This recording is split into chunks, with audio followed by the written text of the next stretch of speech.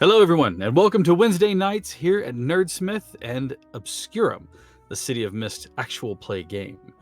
I am joined, as always, by my wonderful players, so let's get a little introduction out of the way. First of all, a thank you to World Anvil, Light Up the Forge with World Anvil, as well as Die Hard Dice. If you want to roll with the best, roll with Die Hard Dice, our sponsors for this evening. I'd also like to introduce myself. I am the MC for this evening. My name is Heath. You can find me out there in the world as the Dire Bear AC on Twitter and on Twitch at Dire Bear GM. I lurk around in different places, run a little game on Monday nights, but that's unimportant. What's important is tonight. I am joined this evening by the wonderful Rev. Give us an introduction, sir. Hey, everybody. I'm Rev. I'm the host and GM of The Crit Show, which is an actual play podcast where we play Monster of the Week and other Powered by the Apocalypse games. And right now, because I just opened Twitch, I have The Rock and Kevin Hart shouting in my ear to make sure I go see Jumanji 2. And you can find me at Twitter, or on Twitter, at RevDeShane. Excellent. And the fantastic Nyx. Hey, everyone. I am Nyx. I am an actor, director, gamer, and GM located in Chicago. You can find me on Twitter at Nyx Tesseract and on Instagram at Nyx_Tesseract. Fantastic. The incomparable Carl.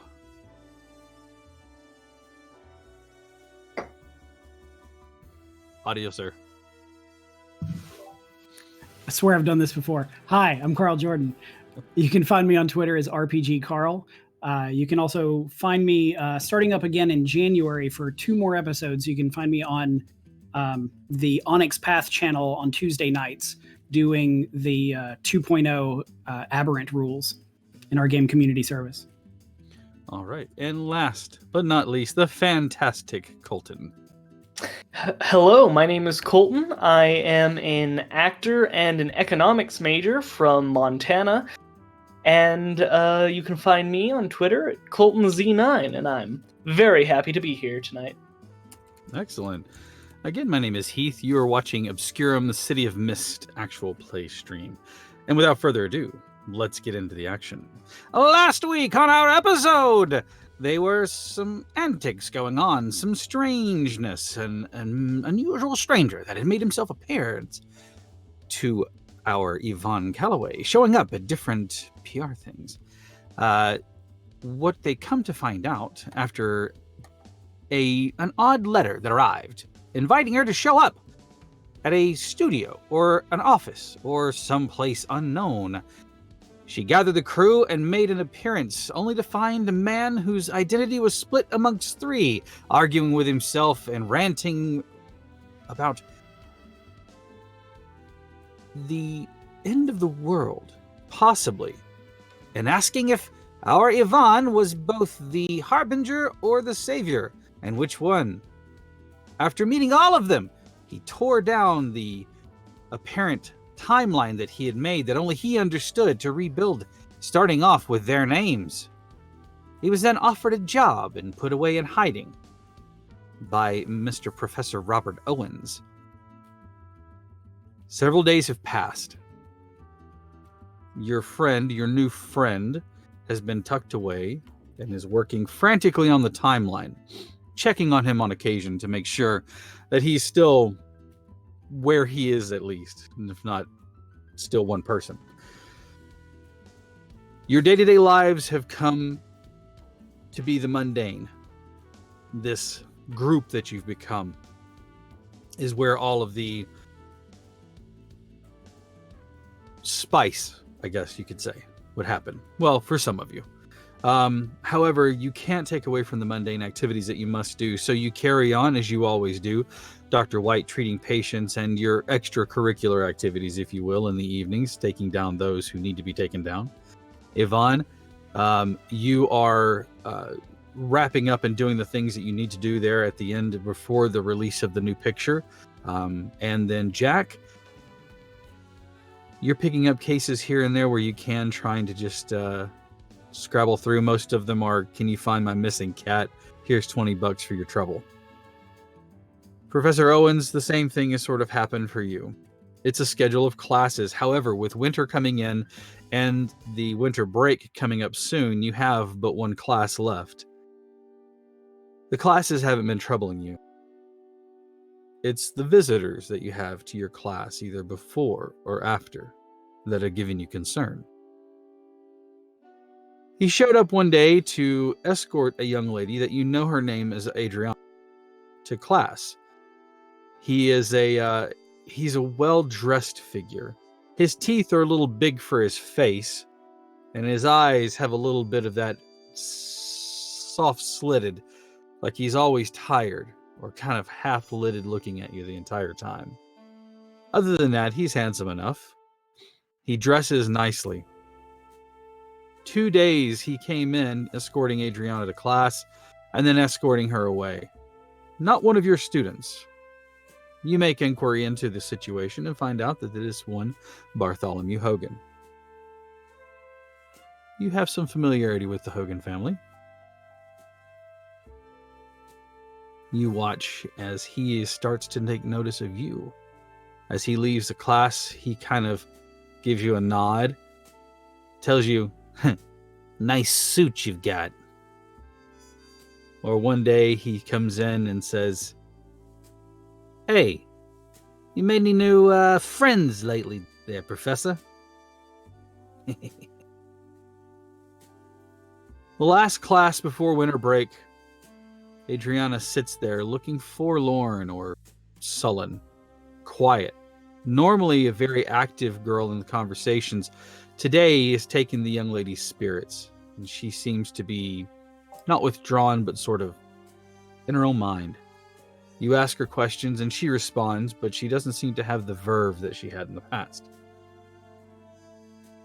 As you are putting your things away, once more, the herringbone tweed suit gentleman walks in, gives you a and then starts walking over. Tucking his hands into his pockets, hurry up, doll, we gotta go. We don't want to upset my uncle. And with that, he pointedly looks over at you over his shoulder. Would we? Adriana quickly packs her bags and starts down the stairs, tucking a strand of hair behind her ear, but her eyes and face cast down. She gets close enough to him, and you can see she keeps her hands kind of in front of her holding the bag. He doesn't roughly grab her hand, but you can see that he takes her hand in a way that will broker no argument from him, or from her anyways. He looks at you and says, hey, Professor, meant to ask you, how's your health? You feeling pretty good these days? That big mansion there, all by yourself, all alone, nobody around. A shame, really. See you around, Professor. And he escorts Adriana from the room.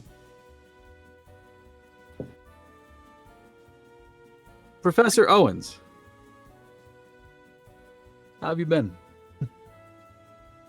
Well, now that I have my new alter ego, the Bagworm, I've been going out with Abiel, a web spinner named Warp, a mantis named Johannes, and an ironclad beetle named Frank. It's been great. I've been able to use most of the tools I've gotten for the outfit. Been spending some nights out and about to help some people out, as well as to try and find others like us to join the cause. Plus, I finally got the gas mask and the Bagworm's mask to function. We've stopped 2 muggings, and we were able to catch one of the muggers and get them to the police. The victims were rather confused, but seemed at least a little thankful that we stopped it. Last night I ran into Dr. White, or rather, the Raven, making his rounds around the city. He seemed pleasantly surprised that I was out doing that, but I don't know how he does it. I'm barely getting enough sleep.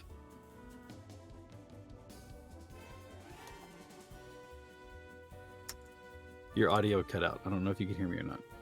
Oh, where did it cut out? You had met with Dr. White. Last night I ran into Dr. White, or rather the Raven, making his rounds out around the city. He seemed pleasantly surprised that I was out doing that, but I don't know how he does it. I'm barely getting enough sleep.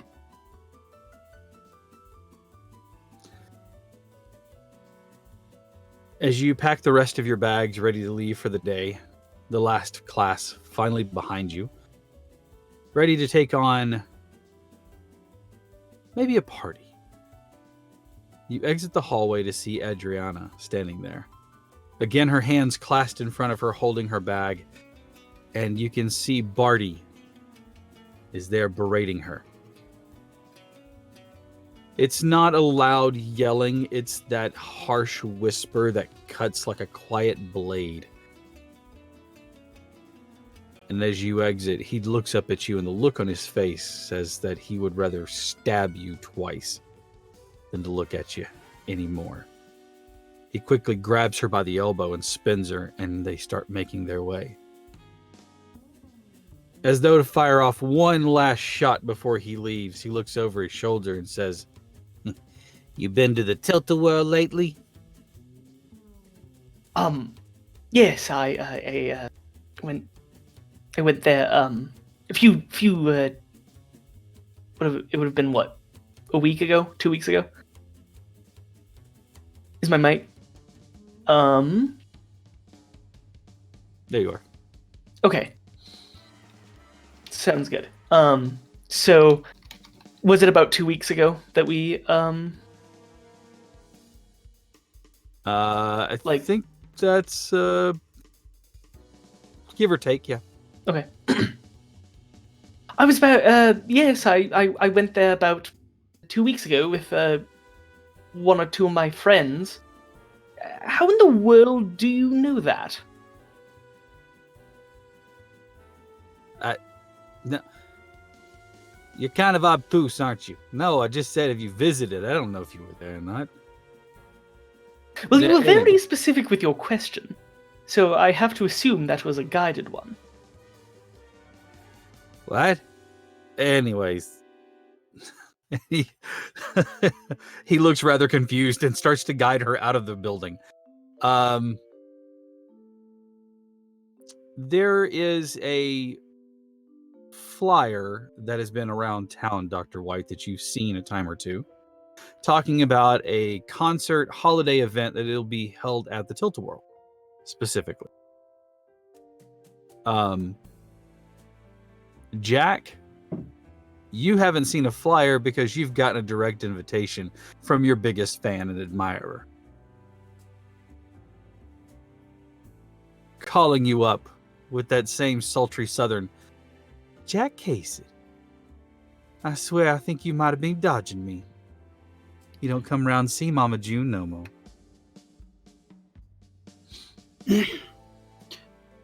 What is it? I'm working. All work and no play makes Jack a dull boy. Why don't you come down to the Tilt-A-Whirl tonight? My treat. Few minutes with you should sharpen anybody up.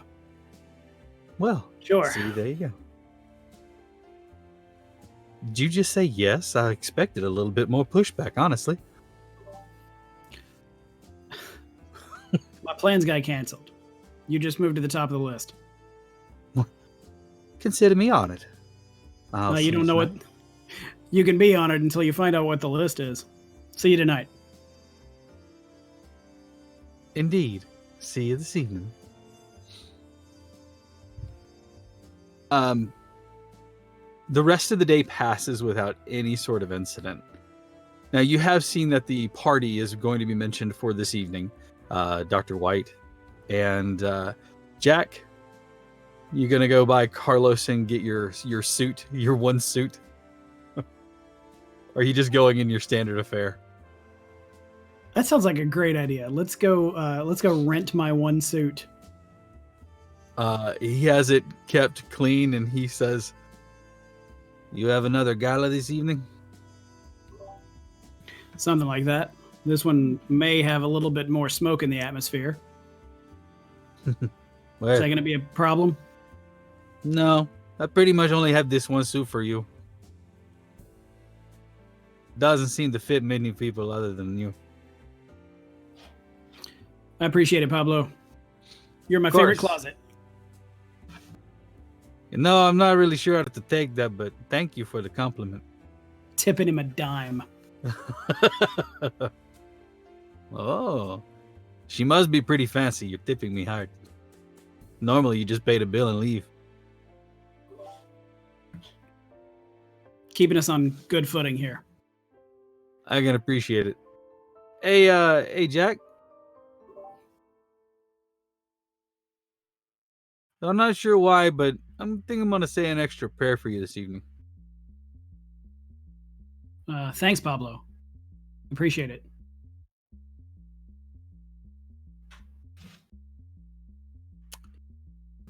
Taking my suit and leaving.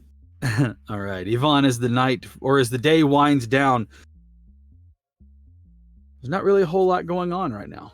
Seems like most of the PR gigs and most of the press junkets are kind of winding down. They're still every once in a while sitting you in to do an interview to talk about the upcoming movie, the upcoming film, things like that. But for the most part, your schedule's been mostly clear. You're called in every once in a while to do any reshoots, but it's been, like I said, pretty easy going. What are you doing with this evening? I think since the situation with our new friend last week, I've been spending a lot of time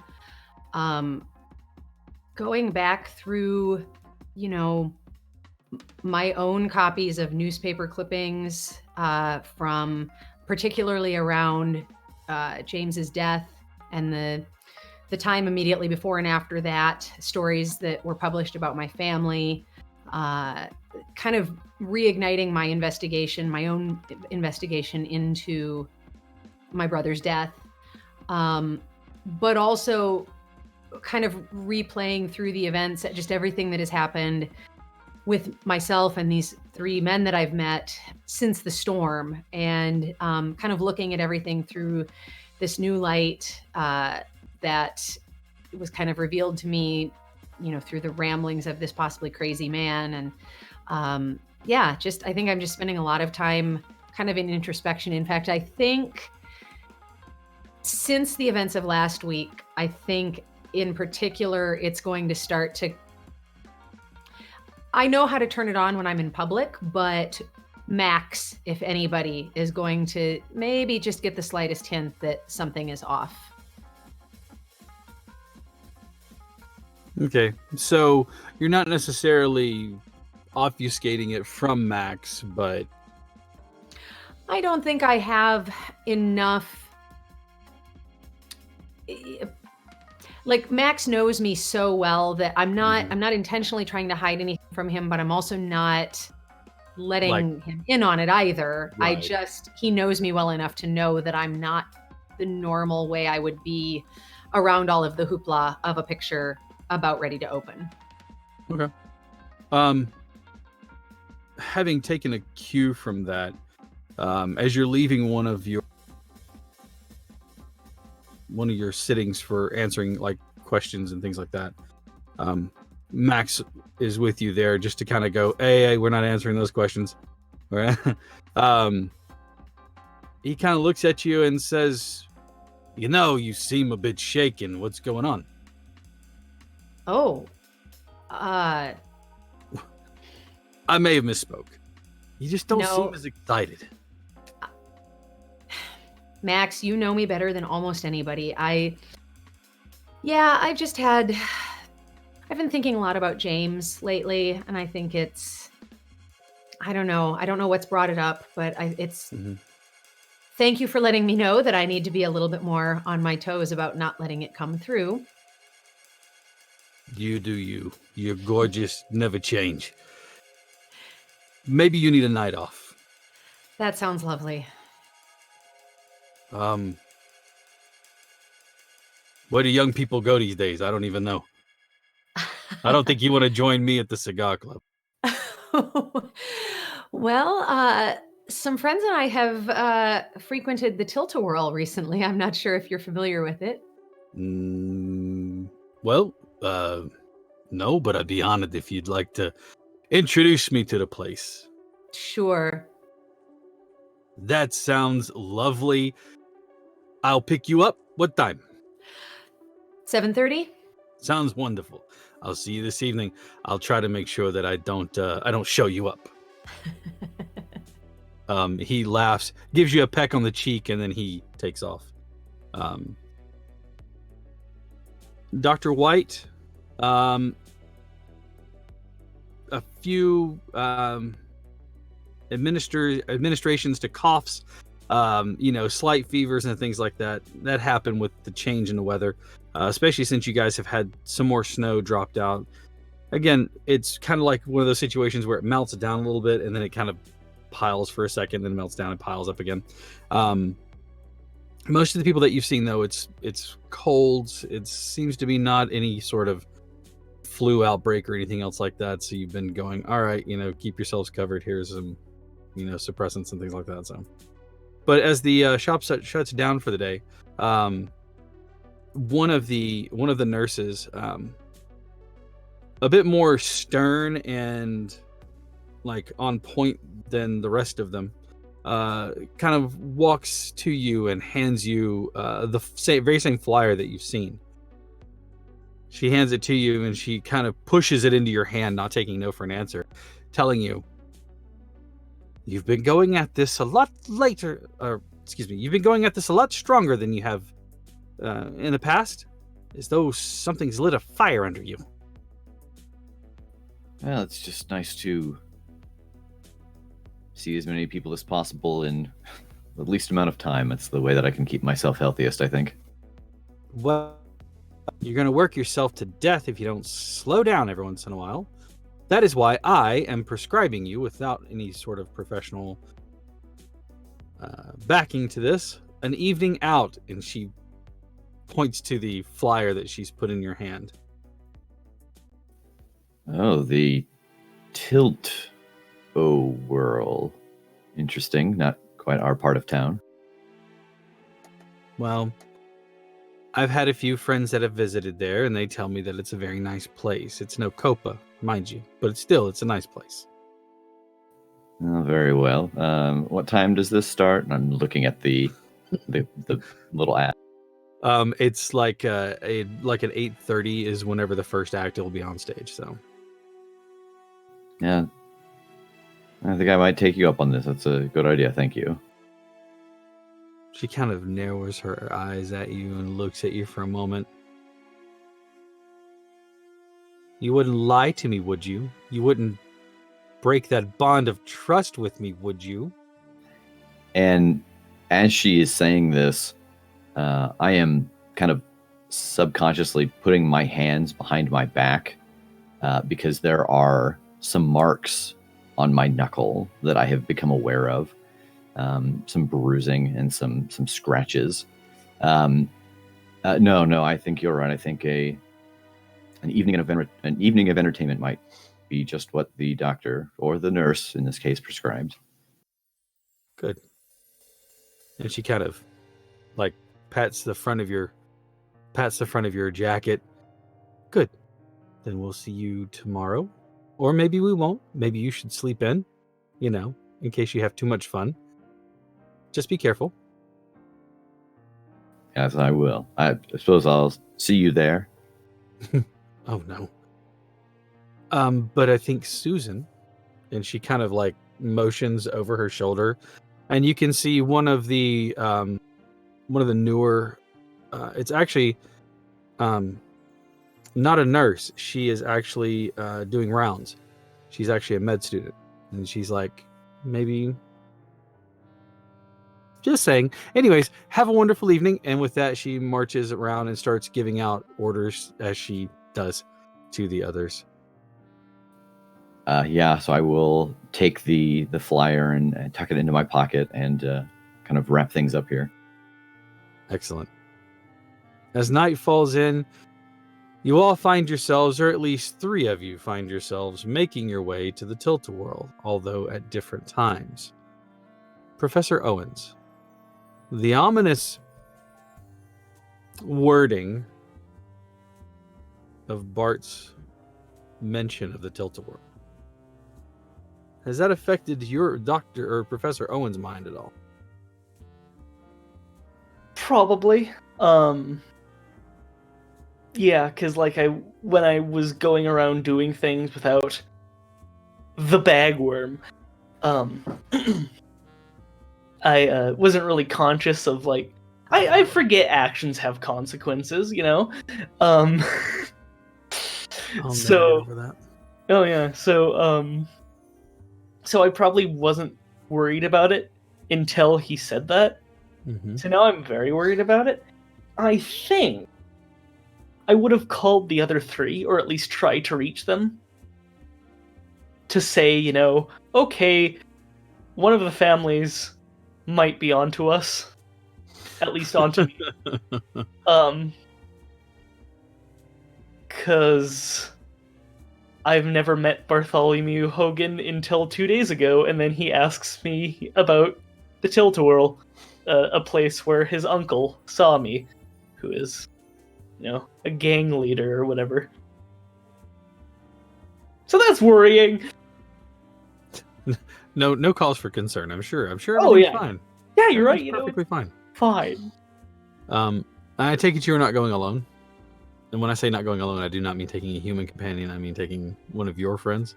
Oh yes. I feel like I'm taking 3 people. Well, 4. I'm taking 4. I'm using all 4. Yeah, people.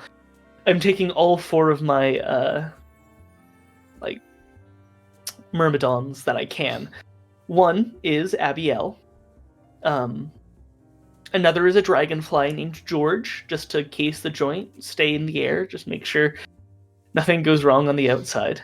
Mm-hmm. And then the mantis named Johannes. Has some extra muscle, as well as the ironclad beetle named Frank. Does anyone else ever get the idea that these should be like Jim Henson creations? Is it just me? Okay. Fun fact about the ironclad beetle, before we go any further. Its shell is so difficult, you can step on one and it doesn't break. That's impressive.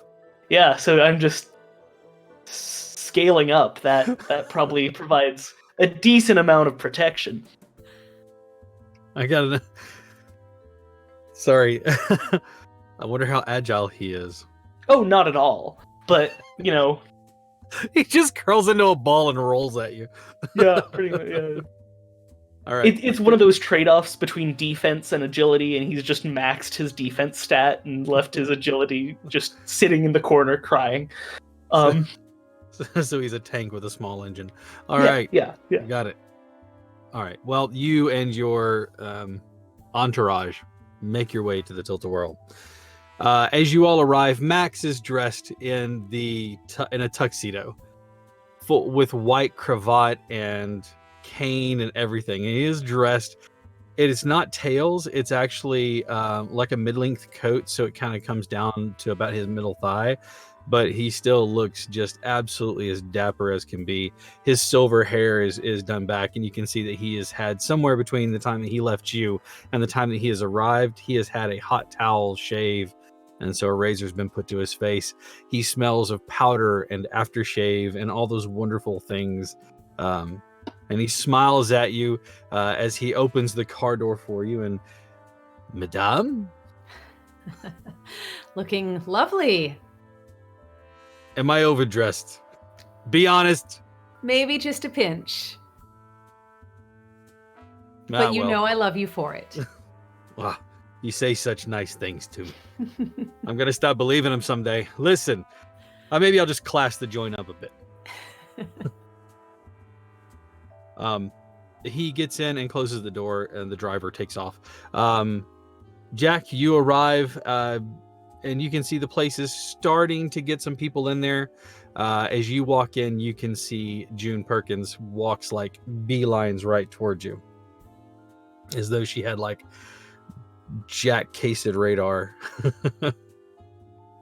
She is wearing this like dusty pink gown.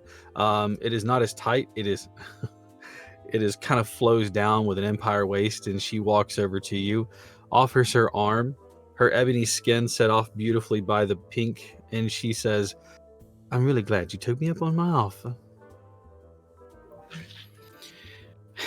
What can I say? Sometimes you make enough of them that I can't refuse. That's my goal. Wear you down with tenacity and never say quit. Shall I get you a drink? What would you like? How about something with rocks in it? Certainly. Bourbon. And with that, she she just walks away. Dr. White, the place is jumping by the time you get there. Yvonne, as you exit the vehicle with Max, you can see Dr. White is making an appearance. And not long after that, Professor Owens, you all arrive at the Tilt-A-Whirl as though fated or something has drawn you all there. Looking carefully at one another, who would like to speak first? It's a small world. Well, I didn't expect you three to be here tonight. Yes, I actually came on recommendation of one of my coworkers. Is there something going on here tonight? This is my agent, Max. We were just coming out for the evening. How you doing, folks? Pleasure to meet you. Pleasure to meet your queen. Max stands at right about 5.5 feet tall, broad-shouldered and kind of thick of body. He has silver hair, a kind of a largish nose, but he's got that really great, that wonderful grandfatherly look to him. Like there's a twinkle in his eye, and he's always ready to play a joke or give you a piece of candy, or maybe a $5 bill, or a $2 bill, or $1 bill. But he looks immaculate in his tuxedo. Again, maybe just a little overdressed for the place. June returns carrying a bourbon in her hand, handing it to you, Jack. She says, "You invited your friends. How wonderful. Hello, everyone." Yeah, that's exactly what I did. Pleasure to see you again, June. Pleasure's yours, I'm sure.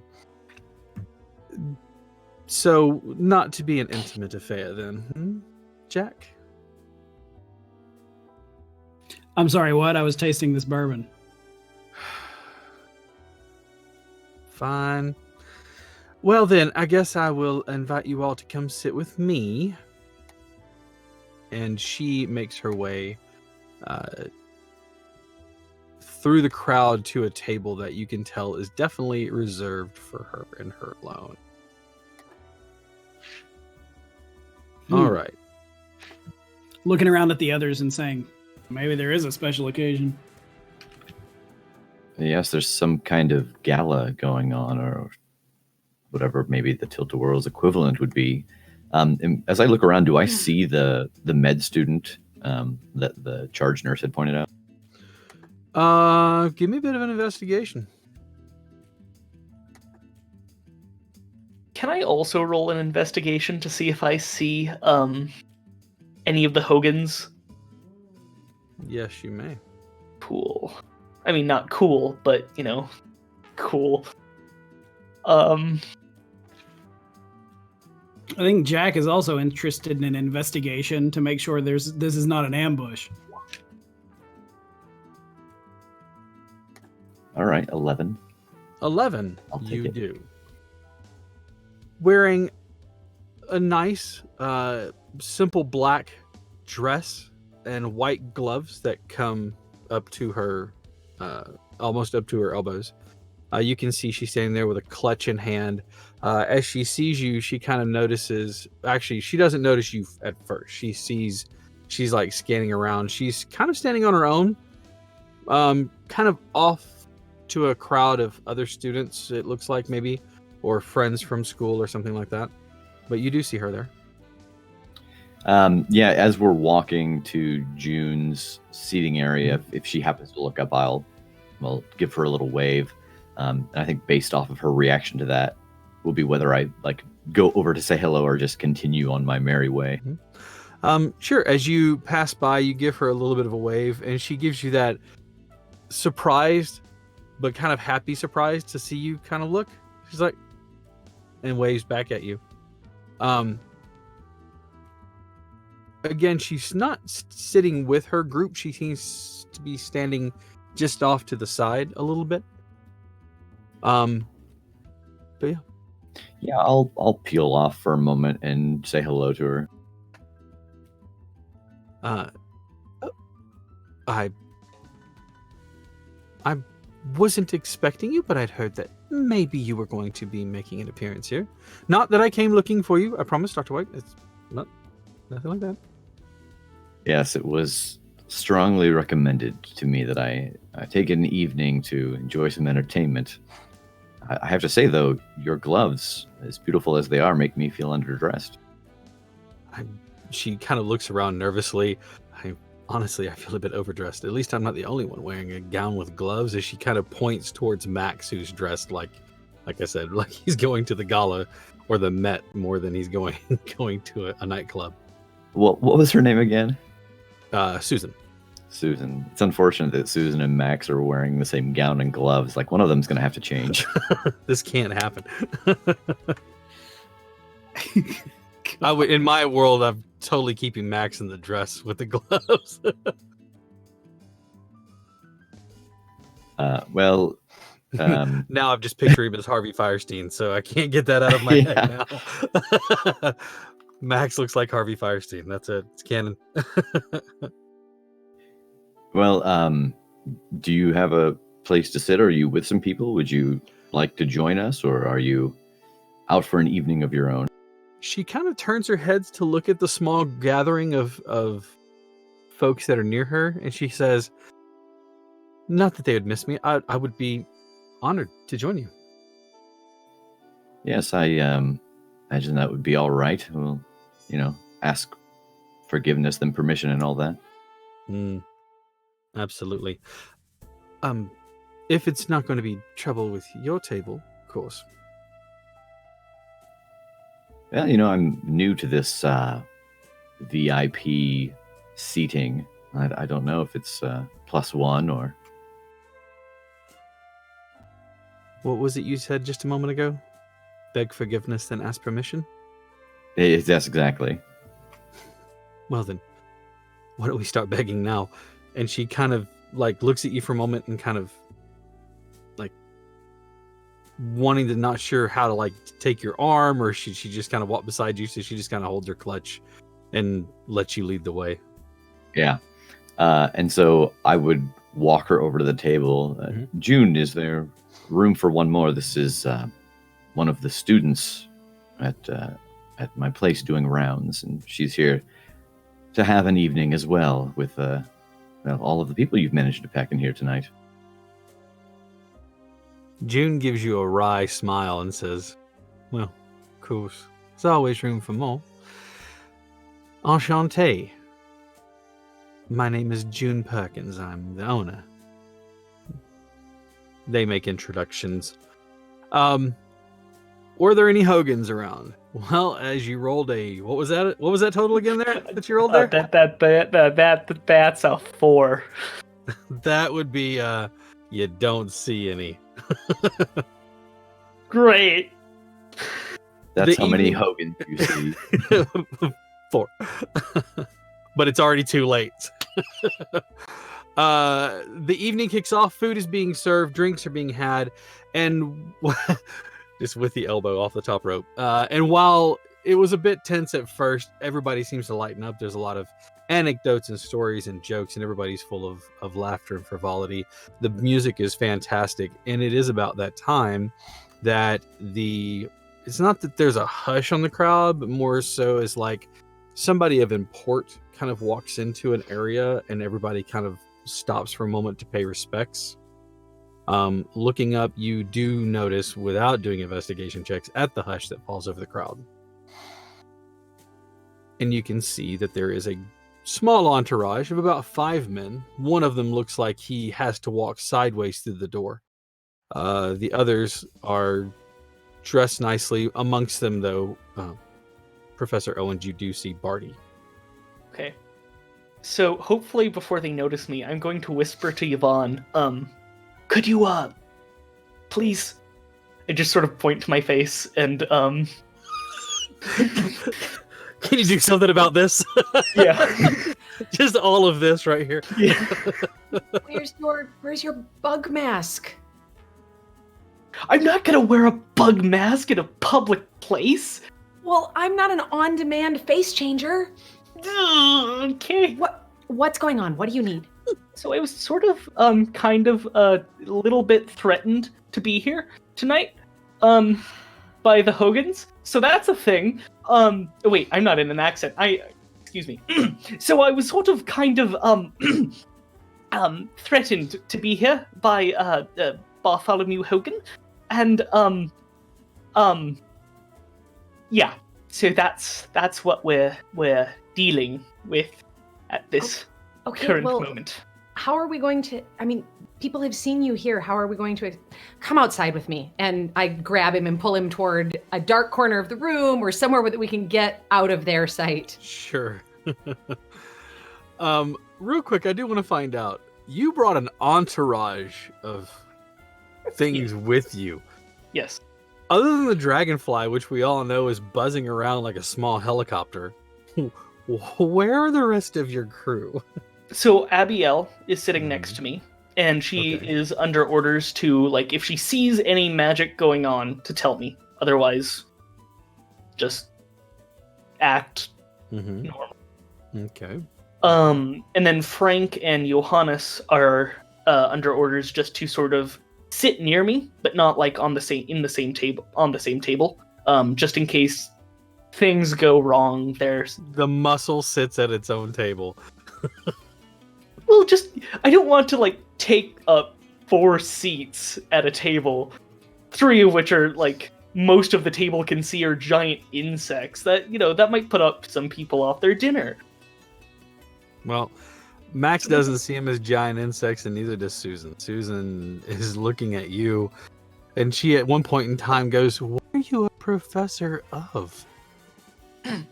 Kinesiology?" No, entomology. I study ants specifically, so I'm a professor of myrmecology. I see. Fascinating. Do all professors have thugs on their payroll, or is it just special British ones? They're not thugs. They're my friends. This is. I'm not sort of. Okay. Yeah. I didn't think about that. They're probably the non-magical. The Muggles are thinking they're like. Thinking I'm a gang leader. Okay, this is wonderful. This is just. And I think at this point, I am just grabbing his wrist and being like, "Come with me now." Yes. Sorry. I'll be right back.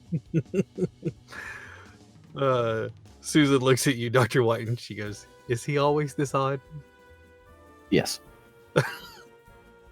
I think during that whole exchange, like I've got my drink up to my mouth, just both eyebrows raised.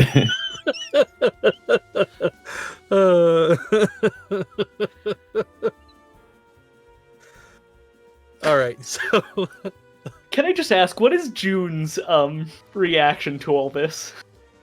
She's been followed around by Abiel for so long. Yeah, fair. But remember, because she's like, she just kind of goes, "I ain't feeding them." Okay.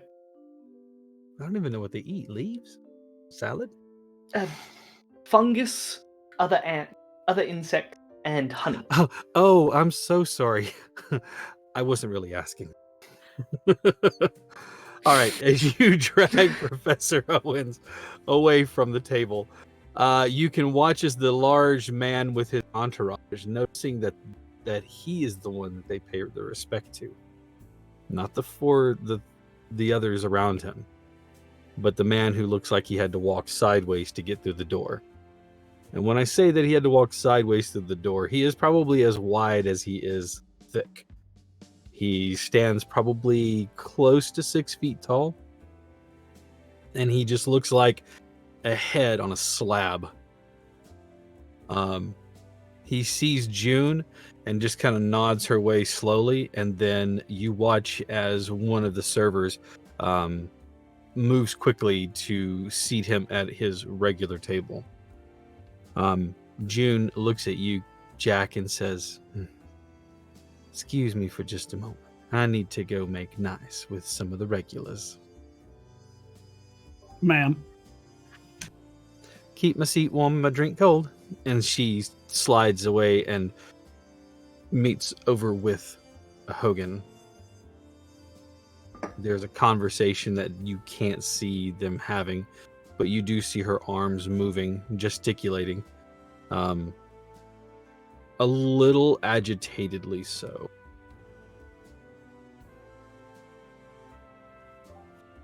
What are you two that drug away to the corner? What are you doing?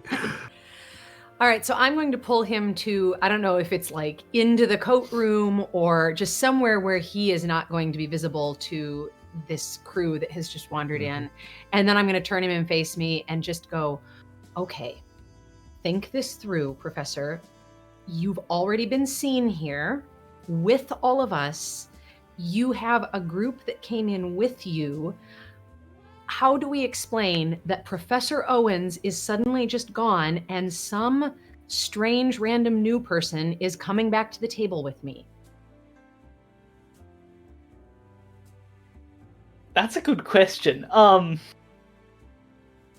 don't know. That's a What's going to happen in the middle of a crowded room? Even if they spot you here, they're not going to do anything in front of everyone. And when it's time to leave, we'll all go together and we've got your back. So just stay calm. Don't do anything to draw their attention. I think it draws more attention to us from more than just them if I change you at this point. You know what, that makes sense. Yes, okay, yeah, let's just head back. I apologize for freaking out. Are you good? I should be, yes. And she like straightens his tie and like smooths his hair and takes with his hands and like, look me in the eyes, take a breath. Are you good? Yes. All right. You go back and I'll come a moment later. Okay. I head back to the table. Okay. And I wait for you to and then follow. Hopefully, like, avoiding, like, eye contact with the Hogan party. Well, okay. You know what? I'm going to make you give me some sneak around. Right, but this is a game where you roll dice and you can, Occasionally we do. Yeah, okay, okay. Most of the time we just make fun of one another and laugh. Please tell me I have some sneak around tags. Oh, probably not at all. Some weakness tags, did you say? Yes. He has a bug for that. He has Well, a bug for that. The good Do news... you have a Myrmidon that can camouflage itself? Yes. Not summoned, though. That's While he wears it like a backpack. Quick, change color! Is that man wearing an orange bug on his back? What is this? I'm pretty sure that would draw more attention to yourself. Probably. Okay. I don't have any bonus tags. Good news, I don't have any weakness tags either. So here goes nothing. Just a straight roll. Straight roll. Oh, lovely. I don't have bad luck or anything.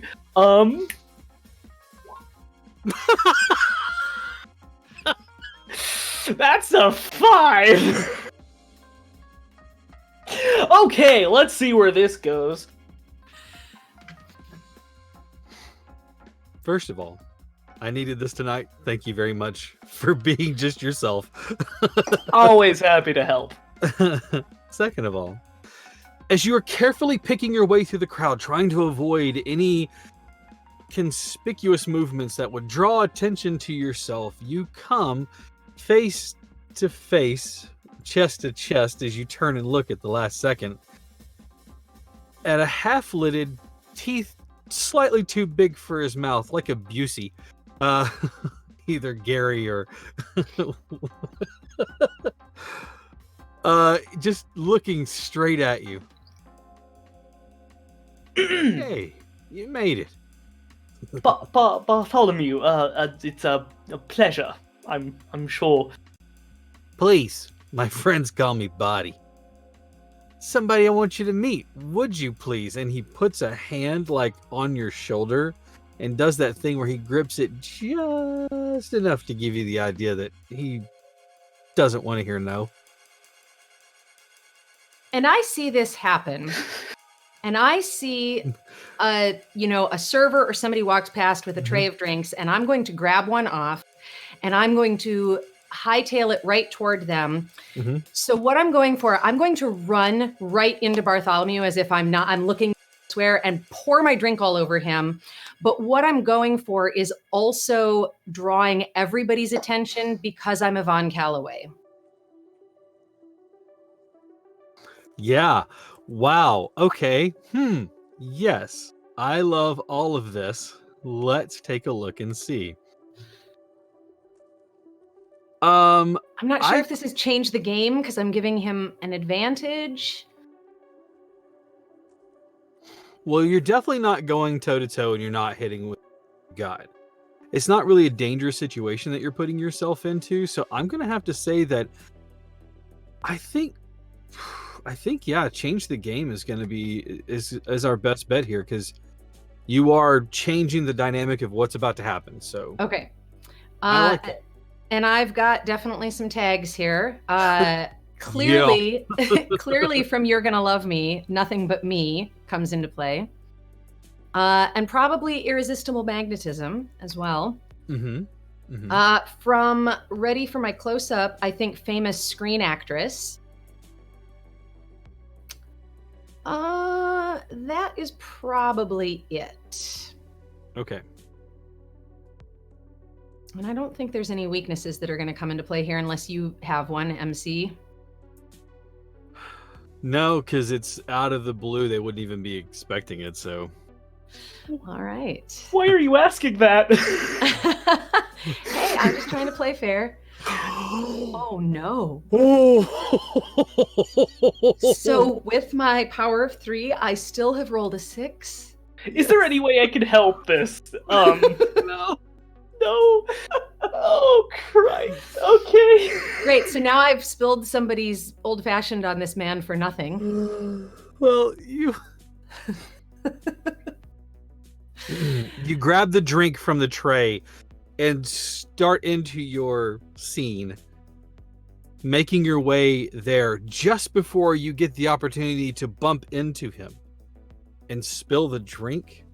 Somebody else who recognizes you goes, Yvonne Calloway, and unfortunately you do spill the drink, but on this random passerby who just happens to notice you. He immediately goes, that's my fault. I'm so sorry. Let me get you another drink. Hang on just a second. Oh, and takes the tie and is like mopping his own shirt with his tie. It's just, I can't believe it. Yvonne Calloway just spilled a drink on me. Oh, I'm so sorry. And I'm trying to keep an eye on Bartholomew and Professor Owens at the same time. But yeah, I'm horrified that I've spilled a drink on a fan now as well. I'm so sorry. I'm so sorry. And I'm trying to like mop it up off of him. What, are you kidding me? This is a great story. I'm going to be able to tell somebody. So there I was at the Tilt-A-Whirl, of all places, having a drink. I noticed it through the crowd. I'm saying, no way could it be her. Sure enough, I get up there and Yvonne Calloway spills a drink right on me. Just boom, there you go. Oh, this is a great... What were you drinking? I'll get you another one. And you can see... because I don't even know what I grabbed, so I'm looking at it like, I see a cherry in the bottom and I'm like, old fashioned? It's like, but it's like, it was like a Gibson or something. Oh, that wasn't the cherry from that. There's the onion. Oh gosh. An old fashioned, but there's a martini glass in your hand. Yeah, so you see, unfortunately, our Professor Owens is being escorted over to a table. While The I'm co- being escorted, Yes. I am going to use some secret spy techniques that I've trained my Myrmidons in. Oh, this is gonna be good. I can't wait. Because they're like, watching me at all times. Sure. So my sort of be prepared for something thing is taking off my glasses and like fogging them up and then wiping them. So... And you booed my joke, Yvonne. I hate you and love you. So just like having all three of my people just be alert, maybe stand up, get sort of closer to me just on the off chance that I scratch my nose 3 times to call them over. Saying they crawl their way through the crowd. Yes. But on 2 legs. Not 6. We don't want to make a scene. Colton, you're fantastic. Anyways. Sure, you put them on alert as you tell them to steal home. So you I'm glad somebody else caught that. All right, so Yeah. you are guided over to the table. Yeah, exactly.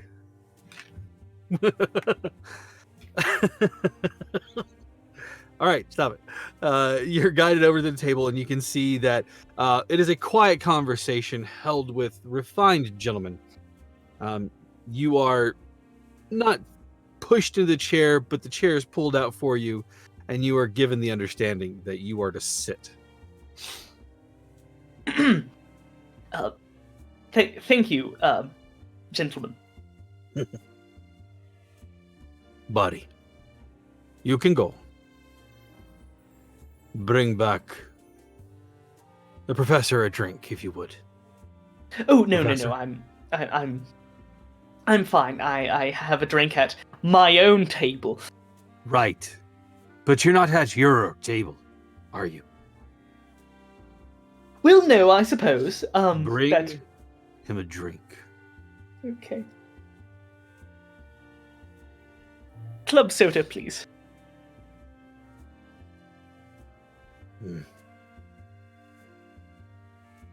Professor. Yes. I want to ask you a bit of a favor. Okay. What sort of favor? There's not much I can do unless you're interested in some rare ant species. I'm actually planning on selling a queen come spring. Some elites are planning on flying, and I should be able to get some yellow crazy ant queens out of that. I'd give you a stunning deal. Truly, ant colonies are one of the best pets. They're low maintenance. They're easy to care for, and endless fun, especially for the kids. And I sort of look at Barty when I say that. He looks at his massive hands, and you can see the knuckles on them are raised. You can see that he's got some scarring on there. This is a man who used these hands for a lot of things. And he kind of looks at him for a second. Let me ask you, Professor. Is there anything about my countenance, my demeanor, my personality, which would lead you to believe I give a spit about ants? You never can tell, really. Stop. I mean, The question was rhetorical. of course. Do you always talk this much when you're nervous? I'm always nervous, so yes. It's good to know. Yeah. You have my assurance, as a Hogan, no harm will come to you this evening. I just want to have a bit of a parlay with you, if you will. It doesn't seem like I have much of a choice, so let's have at it, so to speak. You are as smart as they say. Thank you. You own a company, a particular establishment that deals with certain chemical products. Am I not mistaken? No, that is correct. Very correct. Owen's Chemical Company is one of the most fantastic Stop. chemical menu. You've answered the question. Calm down. I've already told you. No harm will come to you this evening. I might be in the mind of business if you're looking for an investor. What would the terms of this investment be, if I may ask Sure. the question? For particular payments, some of your shipments will help carry some of my own products out. Nothing too big. Small. Can be overlooked on a shipping floor. If I may, what sort of things would be in the shipments? Small crates. About, and he holds his hands out a length of about maybe 2.5 feet or so. You missed. Yeah, I believe you're a bit confused. My bad, probably. I mean, what would be in these crates? Oh, you want to know what's in the crates themselves? Yes. No, you don't. What do we say? 5,000 a shipment? No more than 6 crates. And you talk to your shipping manager about making sure that there's no report of these on the manifest. How does that sound to you? So, I'm going to try and make a roll. I know, terrible idea, but I'm going to try and make a roll anyway. What role would you like? What fits the situation? I am going to try and convince Mr. Okay. Hogan, Okay. and depending on what I roll, that's going to decide what I'm going to try to convince Mr. Hogan of. If the MC will allow it.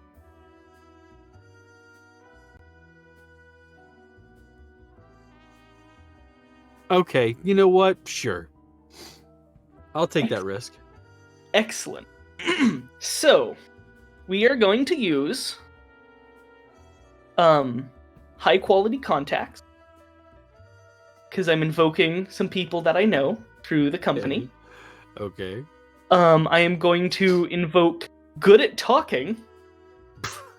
I thought that was a weakness tag. No. It's and Come on, you're all right there with me. Oh, yeah, I mean, fine.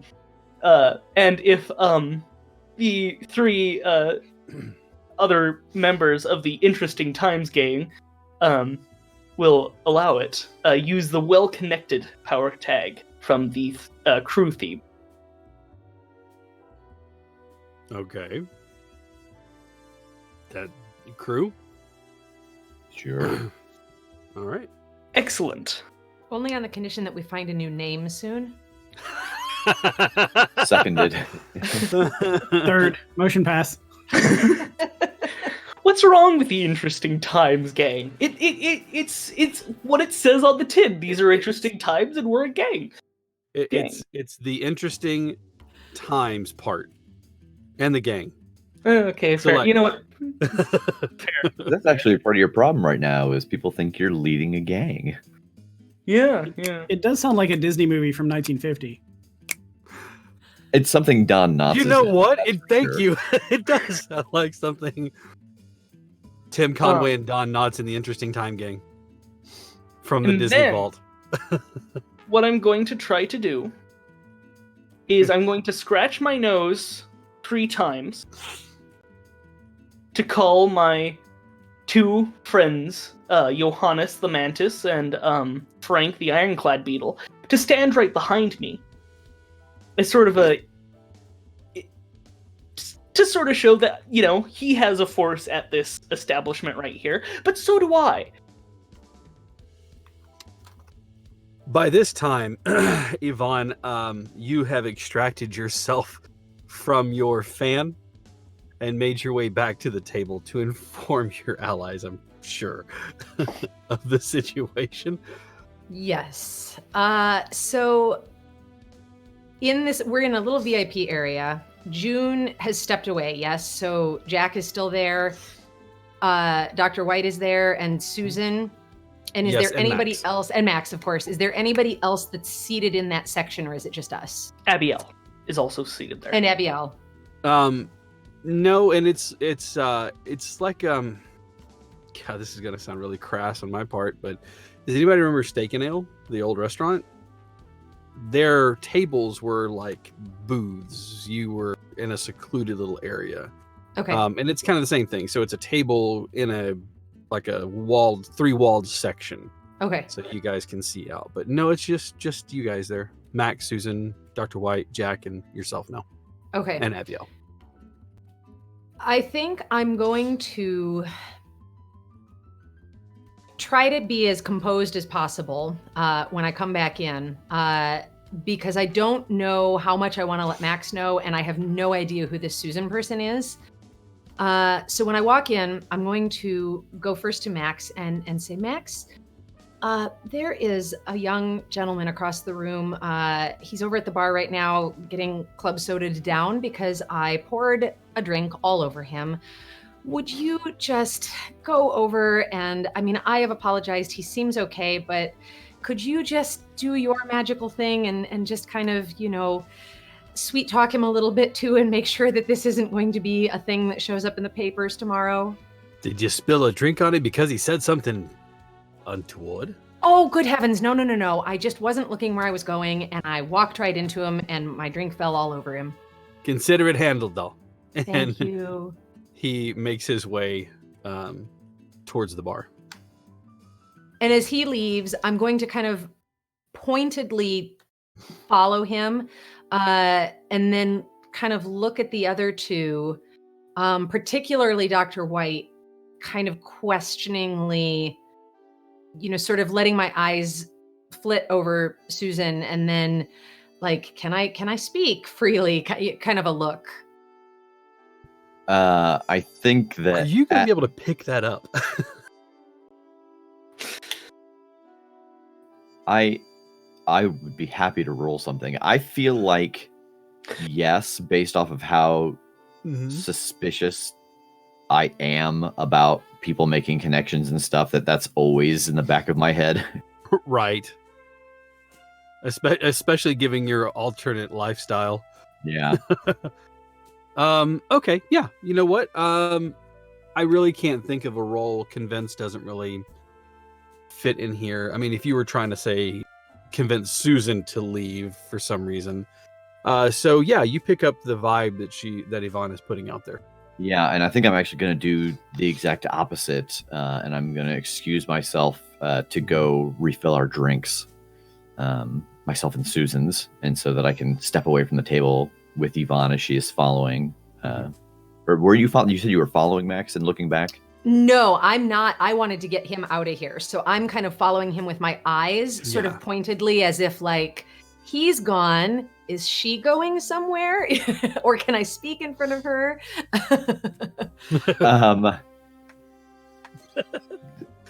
So now I'm just standing at the bar talking to Max. I'm like, how are you going, Max? He just walked, This completely missed the cue and just was like, oh, okay. It gets up. this and leaves. dress really frames your shoulders nicely. You sure it doesn't show off a bit too much of the hips? I'm just concerned. No, and I appreciate you taking the time to wax the shoulders. Well, you know. You have to take care of yourself. You gotta look presentable. You know what I mean? Not the most awkward conversation I've ever had in character, but anyways, go ahead. I think this is the exact awkwardness, not the exact awkwardness, but this is kind of the moment that happens that I'm like, oh, I'll make it so that we don't have to be here. And then I stand up and I realize there's no reason for either of them to leave now, but I've just excused myself. Did you take Susan with you? No, I had left her. Great. To So get now some I'm space. stuck with Jack and Susan.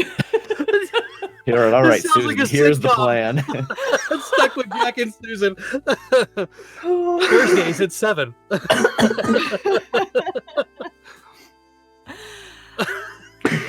I don't even know where we are anymore.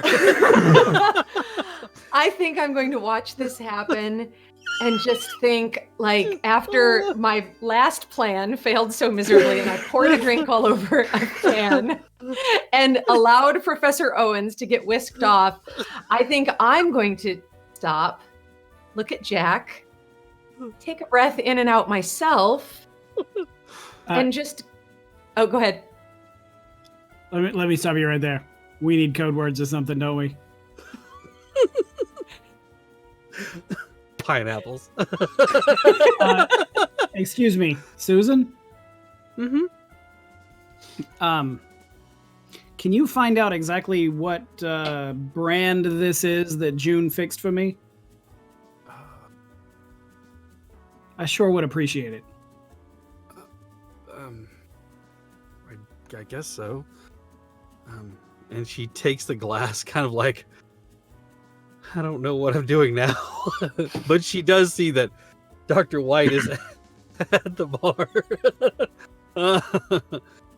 So she takes the glass and makes her way towards the bar, still looking confused. Every once in a while she kind of stops, or slows down and kind of looks over her shoulder, shakes her head, and continues on.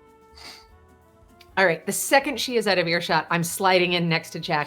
Jack, I don't know how much time we have. Clearly, I am no good at this, but Professor Owens is at a table across the room with those thugs that came in. I don't know if that's a bad thing, but he seemed very nervous. I tried to cause a distraction. I poured a drink on a fan instead and just made a mess. I don't know what to do. I don't know if we should go help him out. I don't know if we should just keep an eye out and interfere if necessary. What do you think we should do?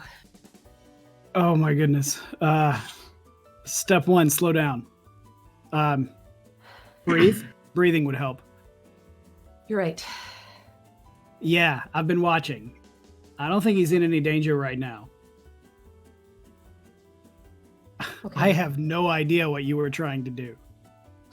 But at least it didn't cost you a drink. I was trying to...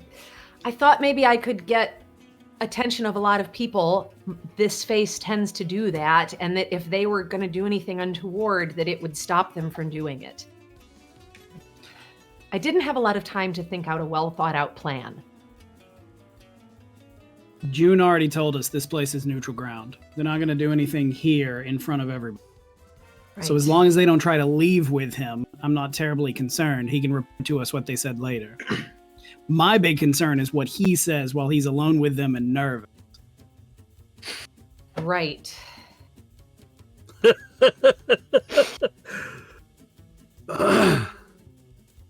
Well... Do you want me to go over there? I mean, you seem to have a much better handle on this than I do. If you think you should go over there, then yes, but I don't think I should go over there. Okay. You know, I usually just say lines that somebody else wrote for me, Jack. I'm not very good at thinking of these things on the fly like this. Why don't we see how the kid does? He's got to fly out of the nest on his own one day. Fly. Okay. Yeah. You're right. And I'm going to take his drink and take a big drink out of it. Whose drink, Jack's? Yeah. like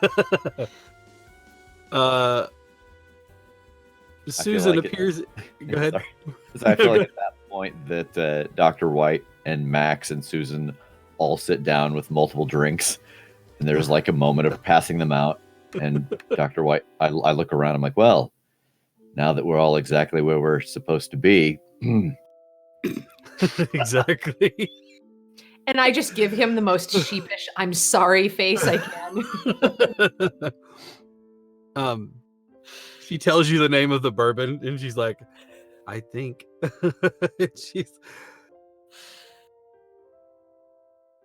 Can I ask what you're drinking? Is it What? bourbon? What I'm really drinking? Yeah. It's not I just want bourbon. you to tell me it's apple juice. It is not apple juice.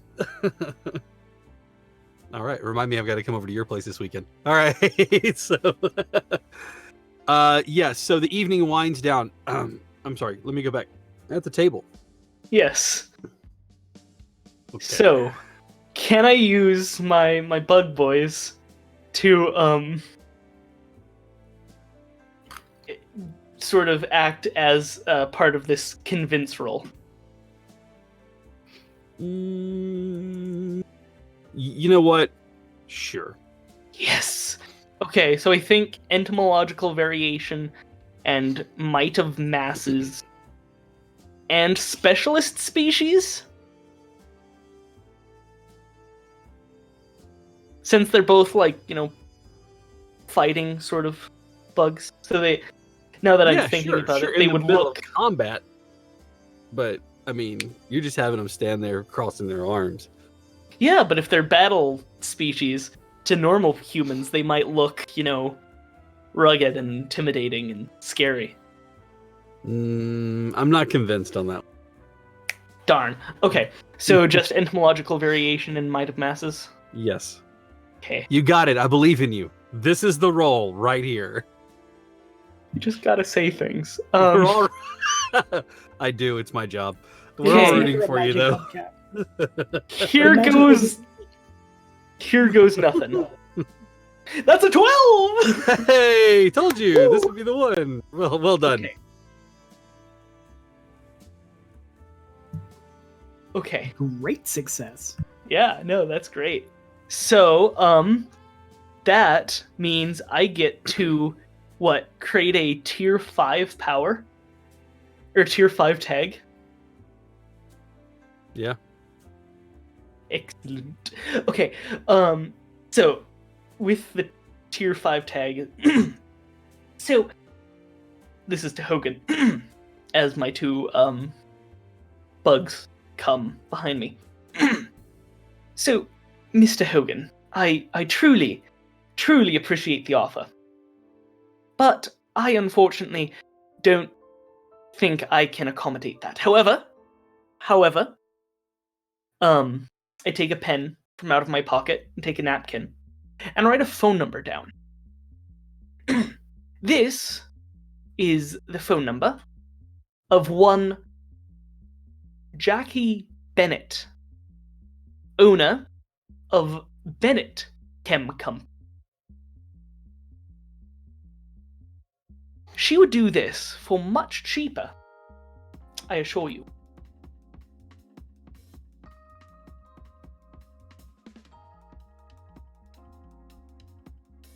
She's good friends. Sure. And I'm sure she's the perfect candidate. If that's what I were looking for. And looking for only. You see, she's sort of in a rough financial position at this current moment. So I know she would take that. Back and forth, like, madding. Oh, don't be. As soon as she is gone, I essentially own a monopoly in this town. Well, all the more reason to put her out of business and to increase your funds. So, we've a deal then. So, convinced 5 doesn't, or swayed 5 doesn't change his opinion? It's not that it changes his opinion, but you have to understand that he probably has an objective in and of his own.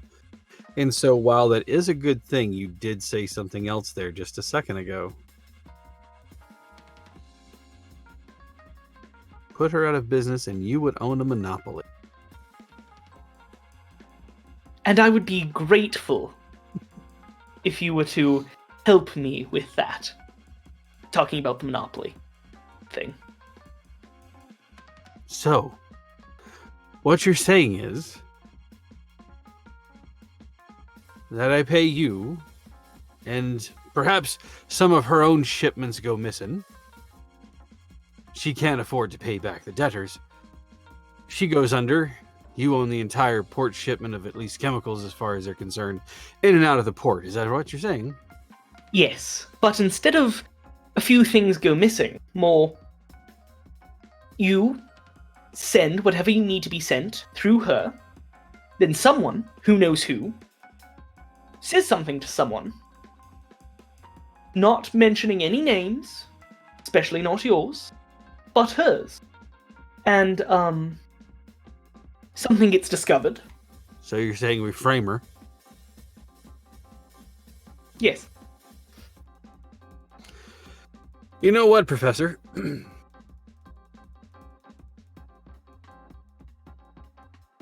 You're actually not half bad at this gig. You've got yourself a bit of a deal. We'll cooperate and work with her. But what happens when her business goes under? I'm going to be right back at your doorstep, asking you nicely once again to help me out. Hat in hand, as it were. I'll find some way to assist you past that. I will owe you a great debt. Oh, is that so?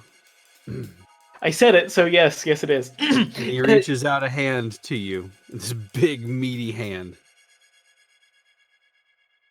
I'll send Barty around with the details. Understood. Where your house is. Do you understand that? I do, but just as a fair warning, try anything and you might find there's a bit more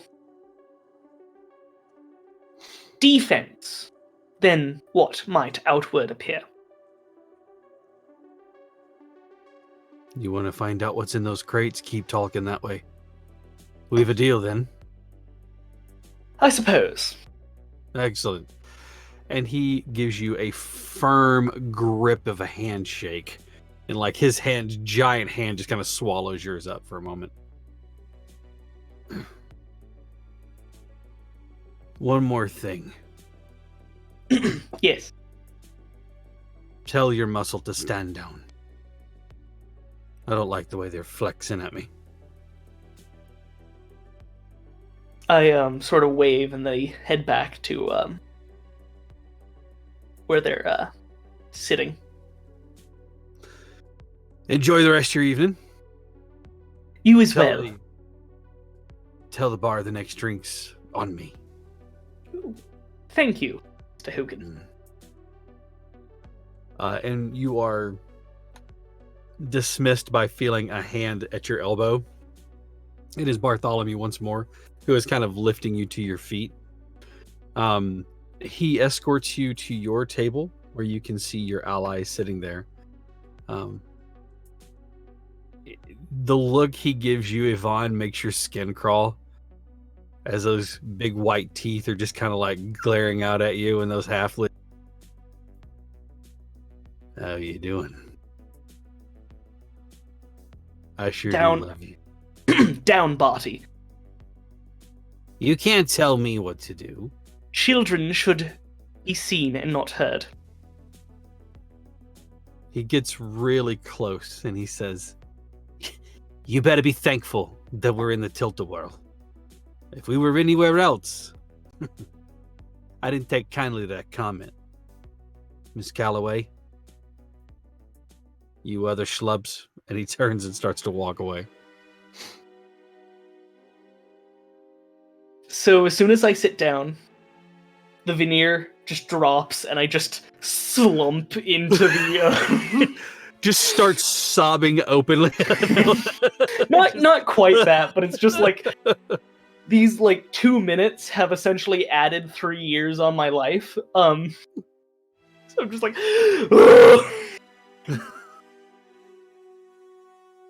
You get that little video notification that says Barty will remember this. Yes, Barty will remember this. Oh Christ. So, good news, everything is fine. I need you to give me a convince roll on that, because not even I'm convinced that everything is fine. Okay, I'm assuming that's just good at talking. Yeah. Okay. Watch, this is the roll I'm gonna get a 12 I want you on. to I almost want to put a situational modifier in this because they know you. I mean, if you want me to. I have several tags that says he's not going to do this. Bullshit detector. Yeah, how does Okay. that work? If he's trying that on us, is there anything where our power tags can become his weaknesses, or can we only Actually- invoke his weaknesses? That's a good question. I'm gonna actually defer. Rev, do you know of anything on that particular It issue? would be hurt points. Oh, that's right. Yeah. It's the hurt point. Yeah. Yes, thank you. Right, That's right. right. The hurt Yeah. point. Yeah, you basically go hurt point, and then he gets to roll. And Or I could just not roll, and we can just all know that I'm bullshitting that comment. I mean, I think both in and out of character they know. Oh yeah, no, yeah. All right. Yeah. So we will So the good eschew the news- roll for now. The good news is everything is fine. I'll leave it at that. And I sort of glance at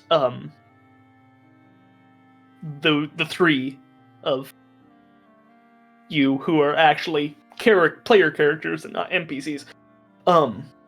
He just stares for a long time at 3 NPCs and ignores us. He's just talking to them. He's like, Dr. White, Jack, Yvonne, you can leave now.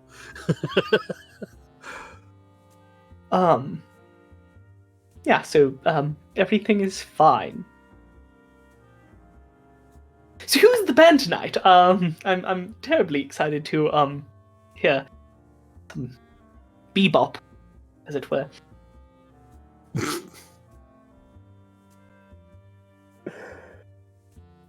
I'm assuming that Max has come back by now as well.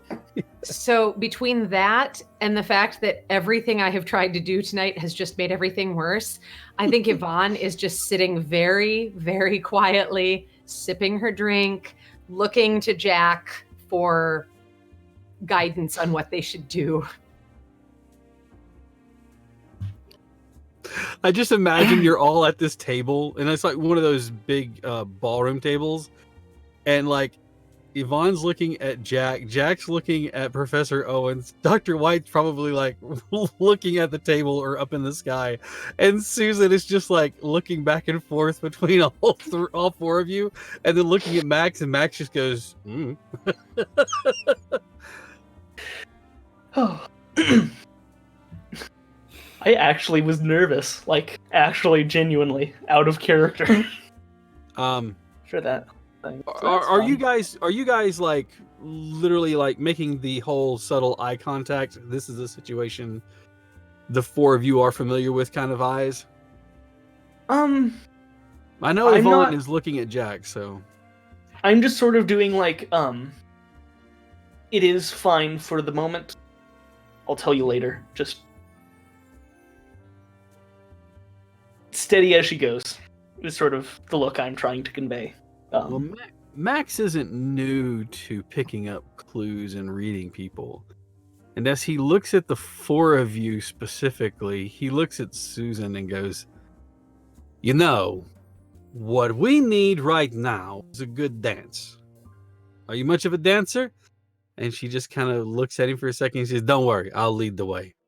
And he takes her hand, he stands up and offers a hand, and takes her hand and starts to move towards the dance floor. As he does, he passes by and kind of gives her a finger and leans down towards Yvonne and goes, "You look like you could use a moment." Thank you. Of course. And he takes her out to the dance floor.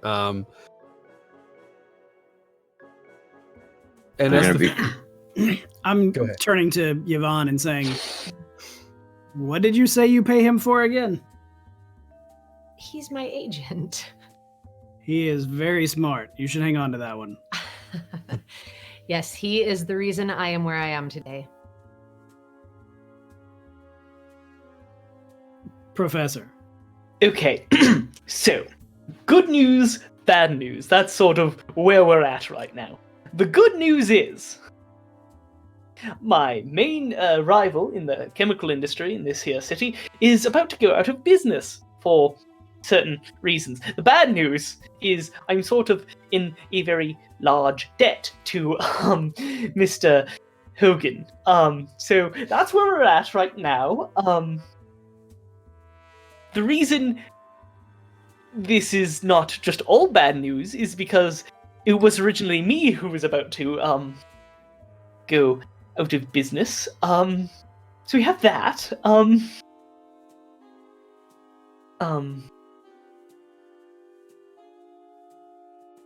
How are you three?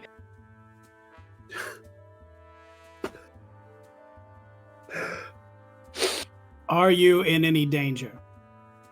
Not present. I don't think.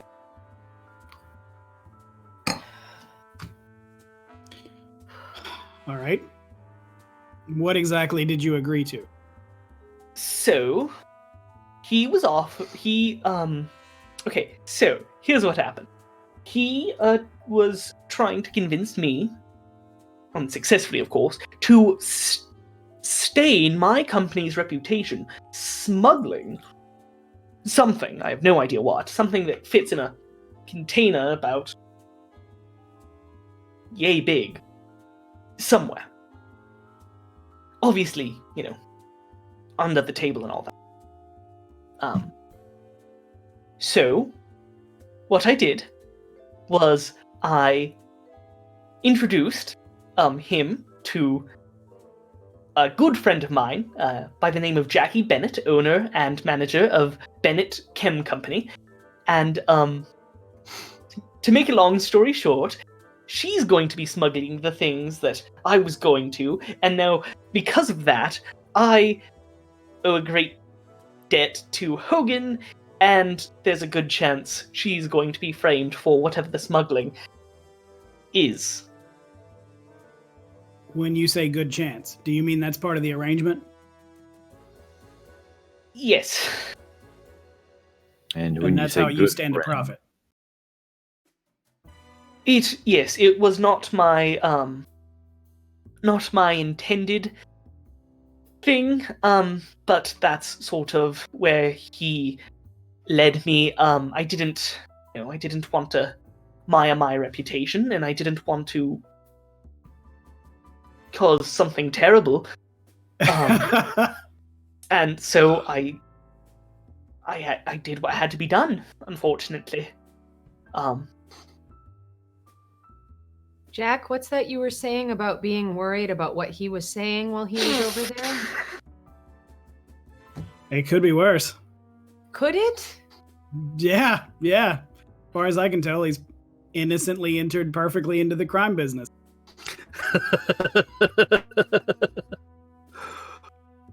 Yes, unfortunately. Congratulations. You're a bad guy. Oh, lovely. As solicited deeds go, smuggling is probably not one of the worst. Oh, he And- also threatened to put me in what was being smuggled. That implies all sorts of things I don't want to think about. Exactly. So that's a thing.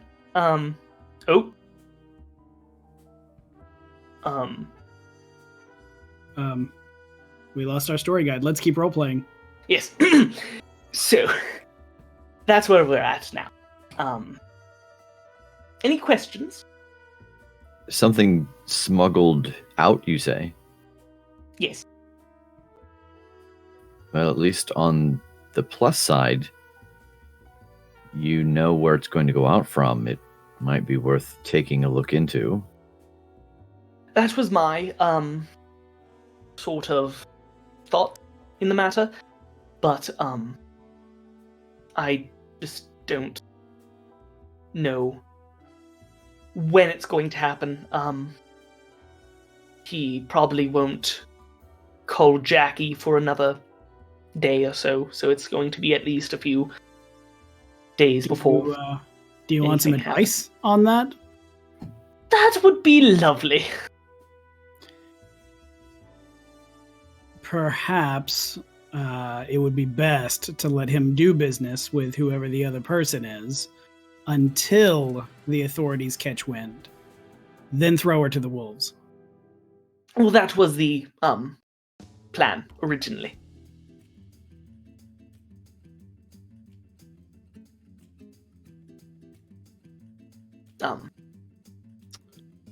My apologies.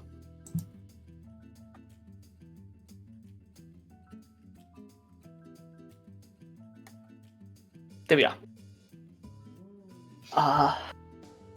So that's what's happening. Yeah. So that's a problem for future Robert to deal with. Yeah. I'd say as problems go, that one's pretty not present, and that sounds pretty good. Exactly. It's just when it becomes present, we're going to be in a very deep pit. Let's say that. Good description. What's this wee stuff? Well, that's. I mean, I figured since we're all a part of the Interesting Times gang, we might be able to. So.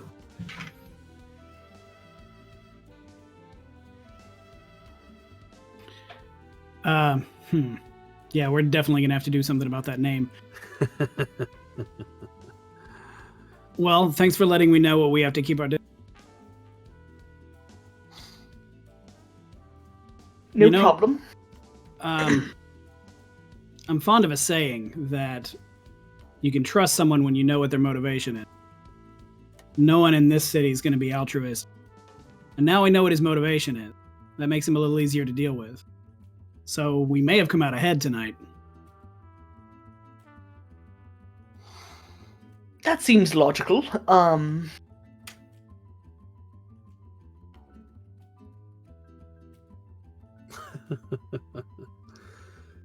Any other conversational bits that you guys would like to add?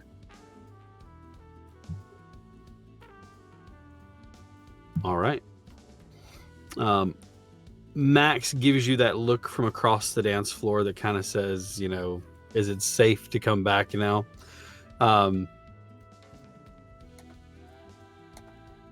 Susan and Max make their way back to the table. You guys looking a bit terse or tense. And you see as they kind of look at you all, and Susan kind of pulls you aside, Dr. White. Max tells you, Yvonne, he goes, listen, excuse me. Listen, hon, I'm not as spry and young as I used to be. Are you in capable hands? Not to leave you here, but can I call you a car? Yeah, yes. Thank you, Max. Not that you have to leave, but I myself am going to get my beauty rest. I need more and more of it as I get older. But if you would like, I can call you a car now, or, you know, if you are in capable hands here of these fine gentlemen, then I will make my leave. No, I'm going to stay for a while yet, but yes, thank you. And I Of course, just doll. give him a look that a lot of time has passed between us, and he knows what I'm saying. He just kind of winks at you, and he says, he pats you on the hand. He says, I'll take care of everything up to this point, okay? Any other things, you just let him know. Put it on a tab, and I'll take care of it all for you later. Okay, doll? I'm not even going to bother telling you that's not necessary. Thank you. You're getting smart.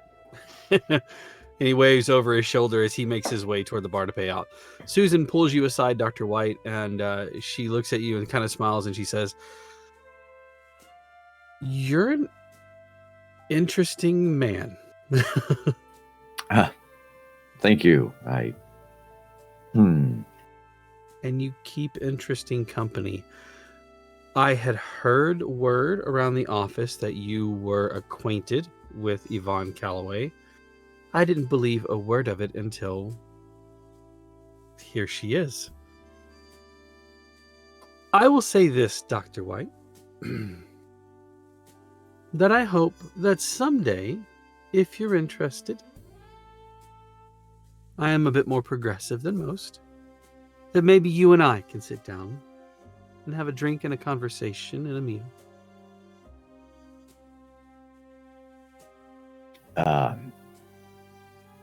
I am very flustered by this, not even just because of the age difference between them, but also because of, we have not seen Dr. White have a lot of close personal connections, and there's a story behind that, and so the thought of someone getting close enough to him to be a part of his regular life.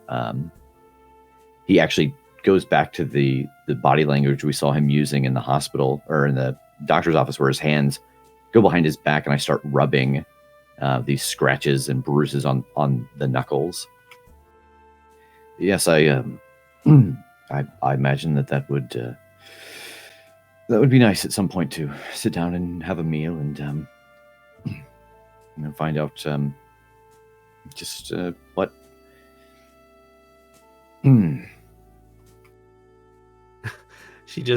She pats you on the arm.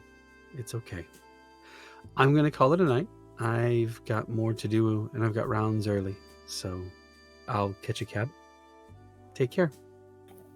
Yes, be careful. And she makes her way by, and she gives Yvonne a look, not catty at all, but more of a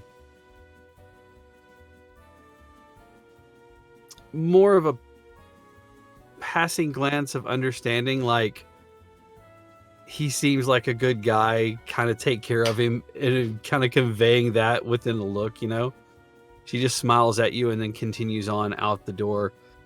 And the evening draws to a close. You hear the last of the bands go up, and now the house band is on playing.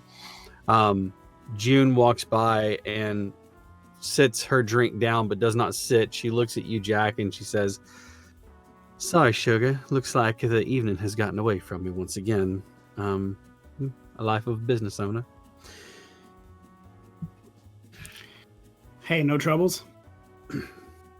Unless, of course, you'd like to stick around for a nightcap in my private quarters upstairs in my office. Just you and me. All above board, I promise. I don't know. I kind of like that so far there's been no troubles. Are you inferring that I would bring trouble to your evening? I'm inferring you have a green thumb and grow trouble like a garden. And you wonder why I like you so much. Well, have yourself a wonderful evening, Yvonne. Dr. White, Professor Owens. And she walks away with a wave at you, Jack. She stops one of the servers and says something, pointing back at your table. He looks at you all and nods, and then he walks back up to the front. And with that, your evening draws to a close as you go to settle up. Of course, Yvonne, yours is on a tab. Jack, Owen, White, you guys realize that your bill has been picked up by the Tilt-A-Whirl.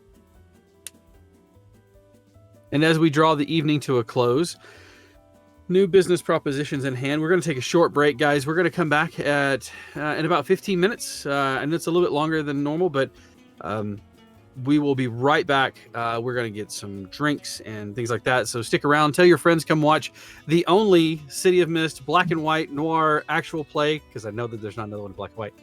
So anyways, come back soon. Tell your friends to come watch all the antics that these guys get up to. And again, a huge shout out to World Anvil and to Die Hard Dice, our sponsors for this evening. Thank you all so much, and we will be back in just a few moments.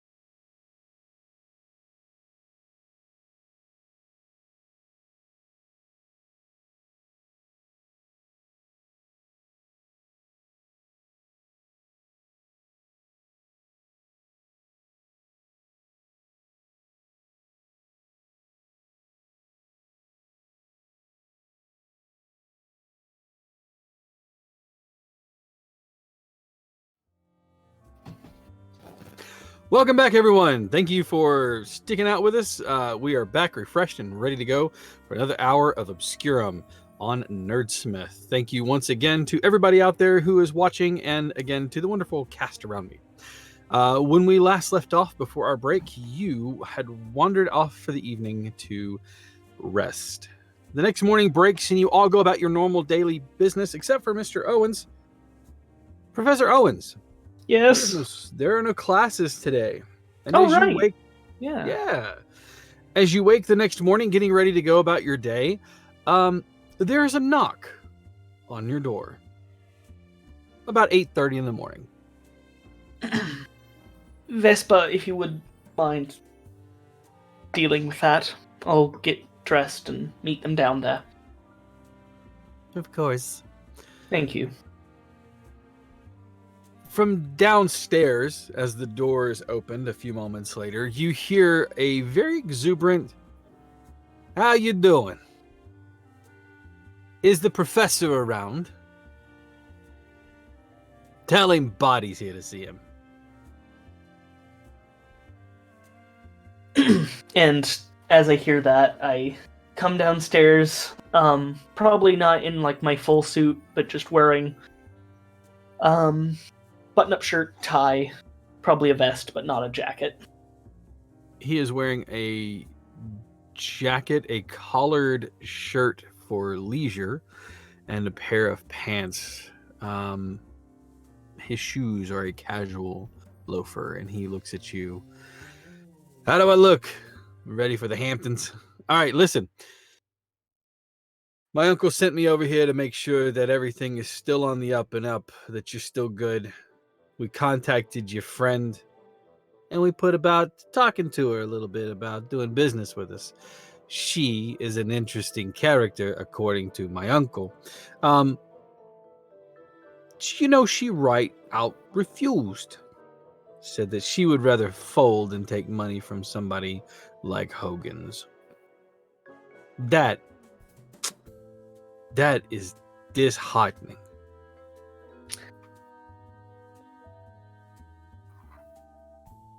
It is.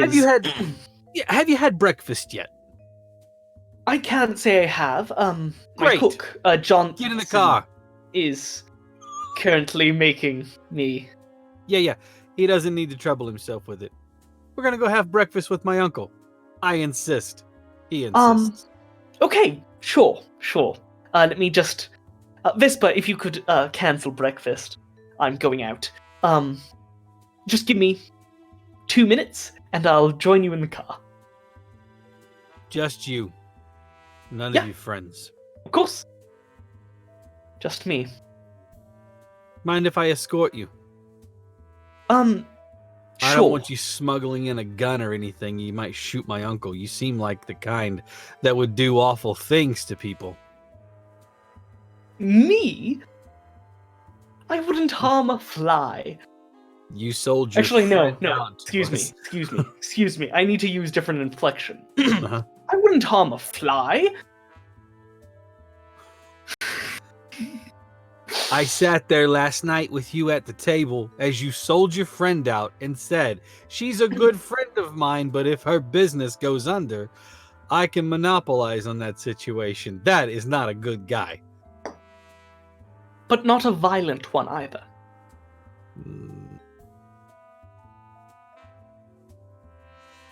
Now, if you'll excuse me, I just need to make sure my bees are all ready. I usually open the apiary, and I every morning, and we can get on our way. Only word I understood of that really was bees and morning. All right, hurry up. And he stands there in the foyer with his hands behind his back, just kind of rocking on his heels. What preparations are you making? So I am heading to my rooftop arboretum, arboretum, big greenhouse with trees in it.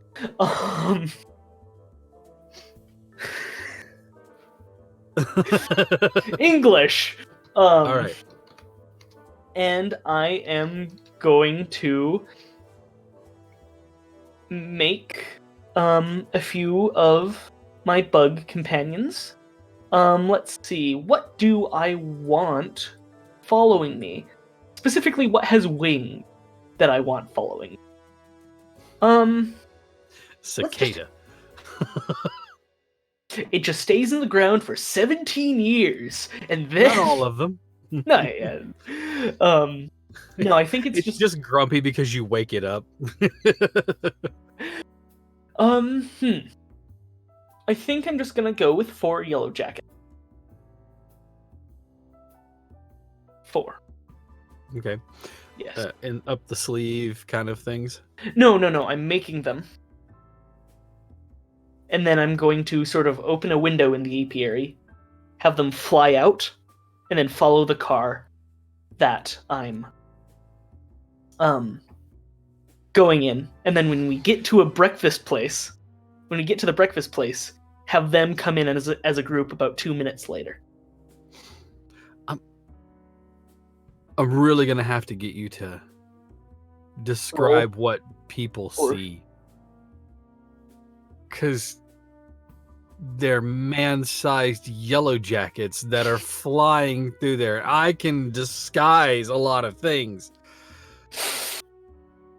That's a good... There's not drones, so I can't say it's someone flying an RC-like vehicle in the air. Probably just, big old bird, flock of ravens or something. Like a flock of pigeons or something. So they see something flying, but they don't see that it's like... They see a mass in the sky, and then when they land, they probably look like greasers because they're bird. Oh my god! Did you just say? Well, isn't that the time period we're in? You're right. No, you're right. Look up in the sky. It's a bird. It's a plane. Oh my god! It's a yellow jacket. All right, so you let them free. They are flying about. I'm going to make you give me a sneak around on their roll, or give me a sneak around, but based off of your successes, whether or not they're seen or noticed. Okay. So yellow jackets are you social, so I believe you social servants would come into play. As would Might of the Masses. Since there are a lot of them. Let's see, anything else? Probably not. While I know that there's safety in numbers, I don't is that how your Might of the Masses work? There's a lot of them, ergo it wins. Because yes. I could see if you're like trying to flip a bus. Okay, yeah. Might of the Masses would be good. But having 4 of these things fly together, I don't think that's going to be a benefit. Okay, would specialist species count? Because they're... Yellow jackets are good flyers. Like, they can duck and weave and do all that sorts of things. They're nimble. Yeah. Sure. Sweet. Awesome. Okay, so sneak around, you said? Stealth bugs. This is gonna be bad. That's a 9. As you get into the vehicle, you can see that it is a long Cadillac, newer model, sharper angles on it, but it is a luxury vehicle to the T. Plush leather seats. You can see that there's a bar sitting in front of you, and it's long. It's one of those long Cadillacs, and you get in.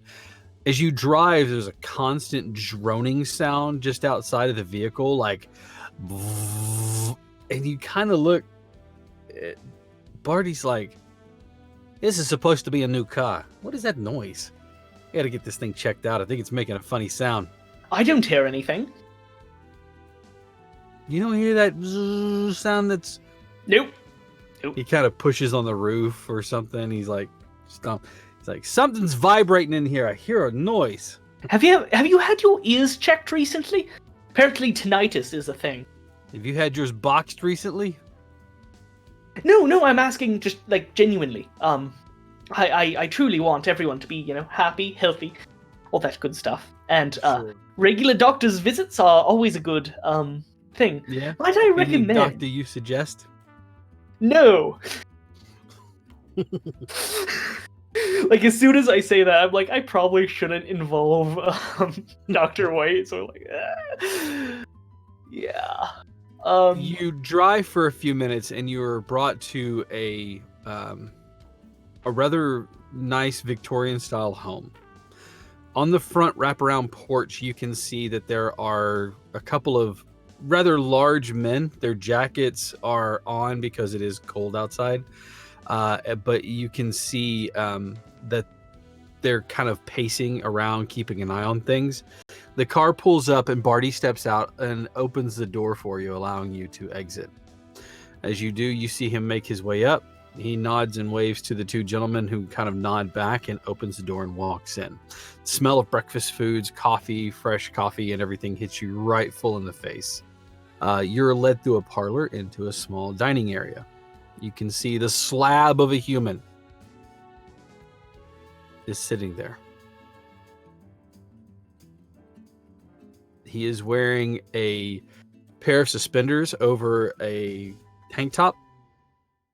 And you can see that he is...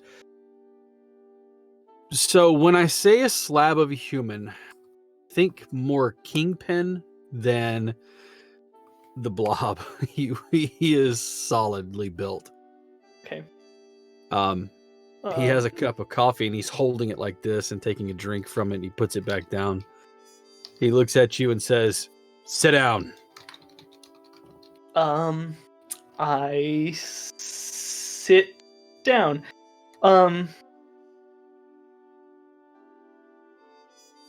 I didn't prepare for this eventuality. Oh no. Okay. I'm in danger. Yeah.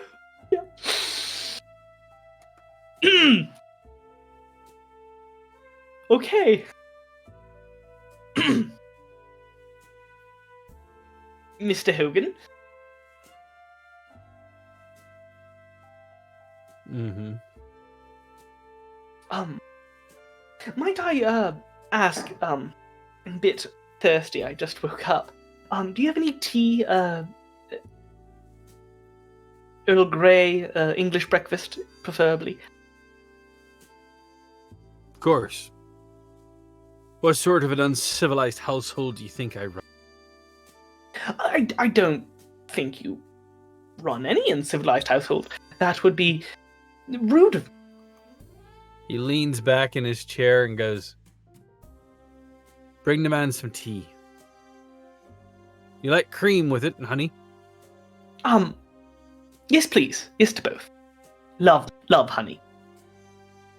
I just want to note right now, as soon as I see the house, and still constantly my inner monologue is just me screaming.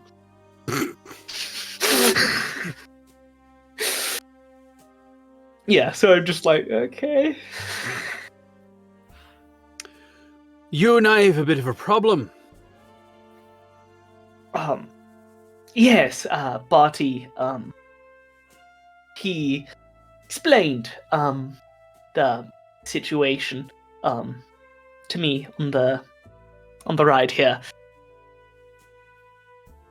I find it deeply unsettling that she didn't agree. I do too. I for sure thought, she would. So, with that off of the table, it looks like it's back to you and I being friends again. May I try something before anything's off the table?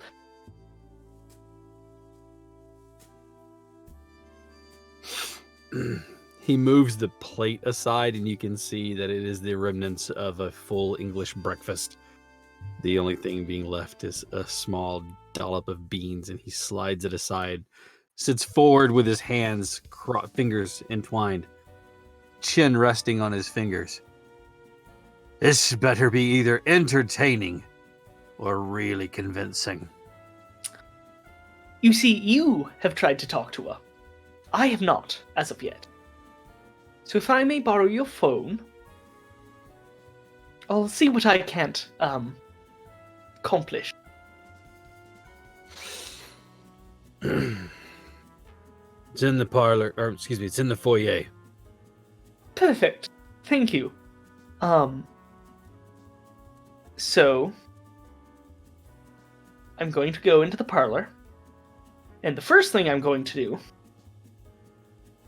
is call Jack.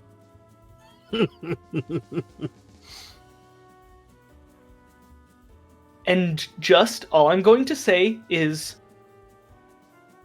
the address of where I'm at.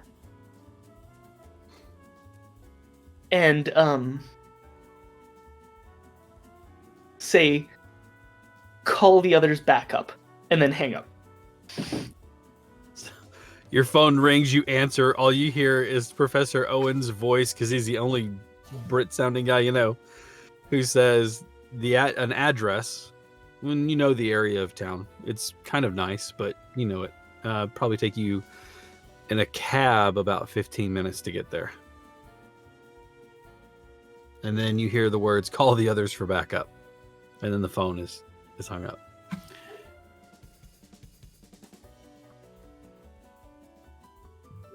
Oh, geez.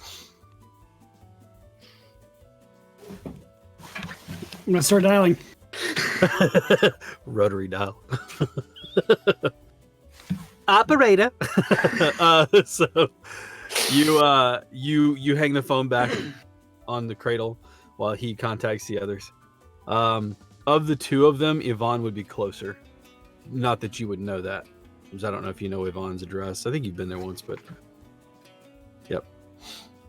So you hang the phone back up, and what are you doing? You walk back into the dining area? No, then I am going to call Okay. Jackie. All right. She gives you a few unkind words about selling her name out to some 2-bit thug. That she says that this is the final straw, Robert. Jackie. I will burn my own company to the ground before I let you try to get me involved and in bed with some greasy bleh, and a few other words that roll out of her tongue that are fit for saying out loud.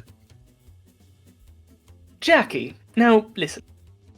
I love competition in a market. It increases innovation. It gives customers the best price they possibly can get.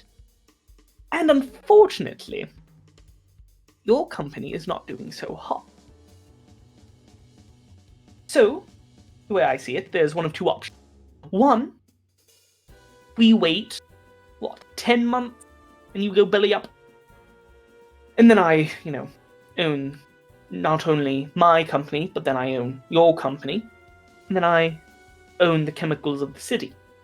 And that, no one likes that. Monopolies are bad for business. They're technically illegal. I'm going to have to go through all that. Or, you could, of course, just do this little thing, and I can make sure you stay in business. Is that all? Yes. Can I roll a convince? You can definitely do that. Okay. So it's sort of a threat. You're not a nice guy. Hey, you backed me into this corner, mister. That's fair. Worst industrialist ever. All right. Okay. Yeah. It's kind of a threat. Mm-hmm. The company's lab as a tag in this, because my company's lab is really good. So my innovative chemicals will just continue to outclass hers. Okay. Yes, but no. Because you're not offering her access to your labs. You're not trying to negotiate using the lab, saying, hey, do this and I will share some of our stuff with you. So I don't think that would come into play. I mean, the company itself being the entity that it is. I could see that. Does that make sense? Can I do that then? Offer her some trade secrets of Owen's chemical company to help her stay in business if she takes this up.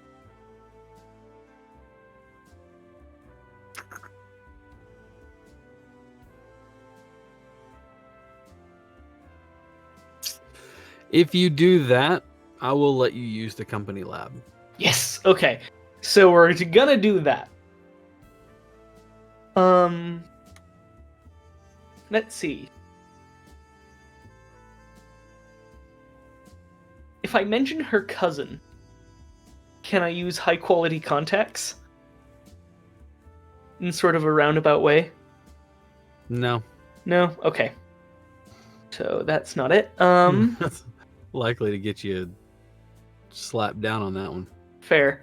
This is a All right. convince roll, so good at talking.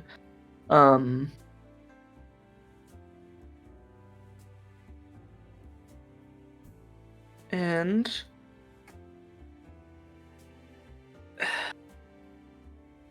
mismanaged for years would come into play too, wouldn't it? Mm-hmm. Okay. So that's a power of 1. So here goes something, ladies and gentlemen.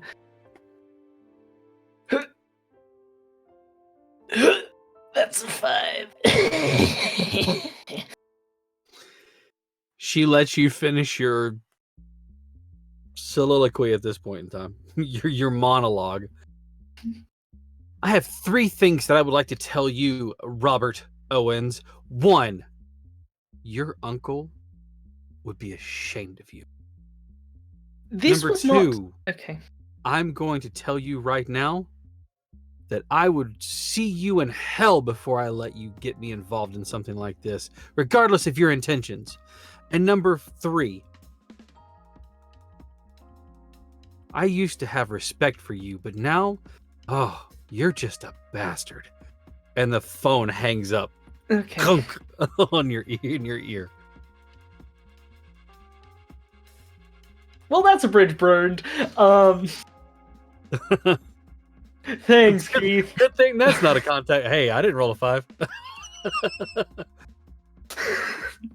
Okay, sure. So I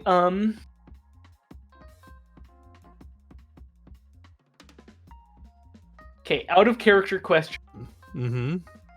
How terrible do we want this to go? Because I can make one more phone call. Do you want me to answer that? I'm looking for anyone here to Burn it to the ground. Okay, I'm going to make one more phone call. Uh-huh. Number being 9, and then followed by a 1, and then followed by a second 1. It's 1949. Yes. And? Did 911 not exist in 1949? I don't know history. I'm... Oh, I see what you're saying. You're saying they might not be... 911 wasn't... 911 wasn't a number chosen until, like, I think the 60s or so. Okay. However, we'll say that you dial... Would I know the, like, police commissioners of the city? Yeah. Would I know You- his phone number from my Would you high know the quality contact? commissioners? Or phone someone number? high up. Someone high up in the police. No, not unless you want to call somebody that's like... I mean, you can connect to the operator and say, operator, connect me to the police, you know, and the operator will then connect you to. Unless you're looking for somebody high up. Yeah, I am. So like my high quality contacts and my from like my uncle being like one of the biggest industrial magnates of this city. I wouldn't know like what my through favorite character him from know. Disney is? Flounder. I said, you know what my favorite Disney character is? Flounder. I'm feeling attacked right now. Because I'm trying to be, you know, as down low as possible about this. You just say connect me to the police and then leave it like just hanging there. Just leave the I don't think Leave I the don't phone think they there. would be able to like tell where I am, would they? No, you'd have to tell them. Yeah. Yeah, I'm just going to call them. Call the police. There's about to be a murder. Here's the address. Pretty much. Yeah, so Hello, I'd like to report a murder. Where is it at? Well, it hasn't happened yet, but here's the address. yeah, so I'm just gonna call the operator, say really quietly to speak to the police, please. And sir. Can you please speak up? you monster.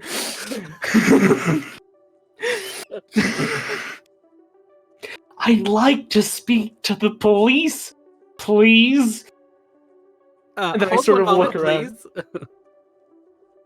please. You hear the telltale click of the tip and ring of the plug being pulled out, and then the jack being reconnected.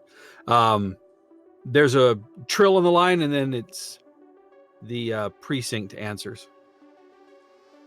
Hi.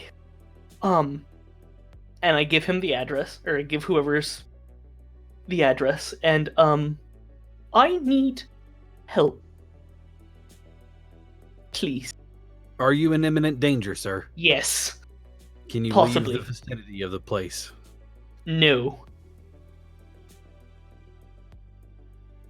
We'll send a patrol over.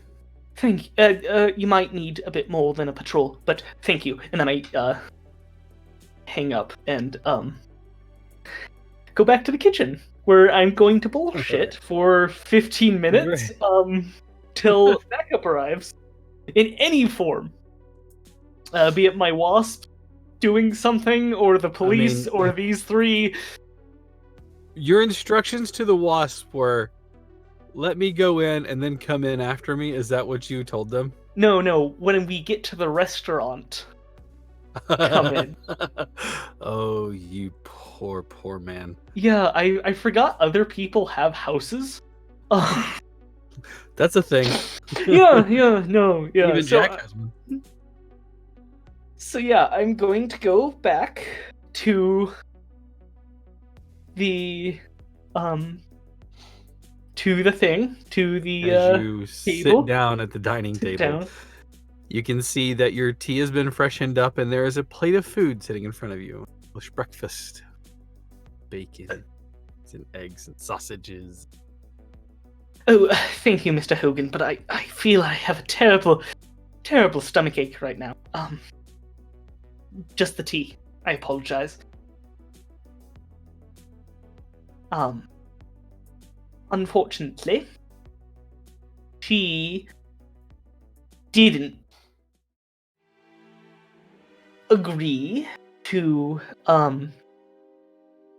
the terms that I, Robert Owens, Professor Robert Owens, professor at State U studying myrmecology, Robert Owens, Robert Owens, owner of Owens Chemical Company, they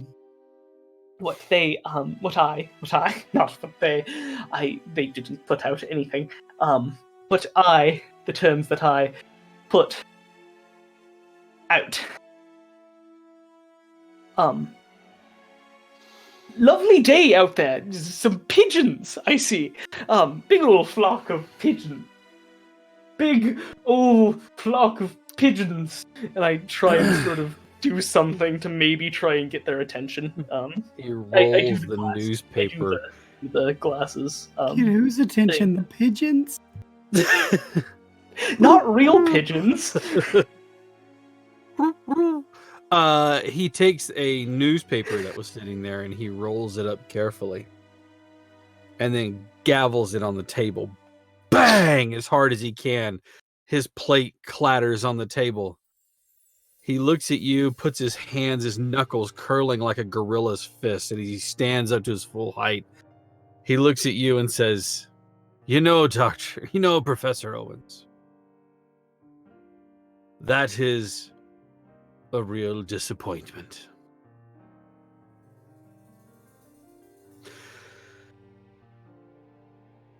You sure you don't want to finish your breakfast?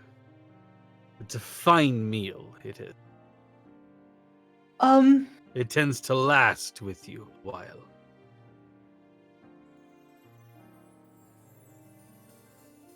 I would love to.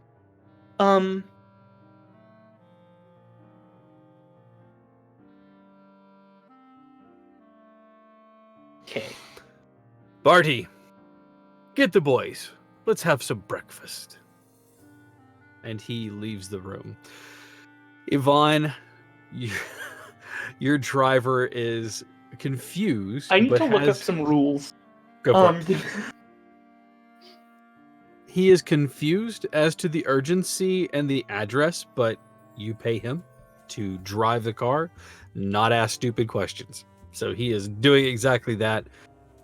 You see him slow down slightly for stop signs before making sure nobody's there before going, and red lights are a suggestion. If there's no cars, he's just kind of going through.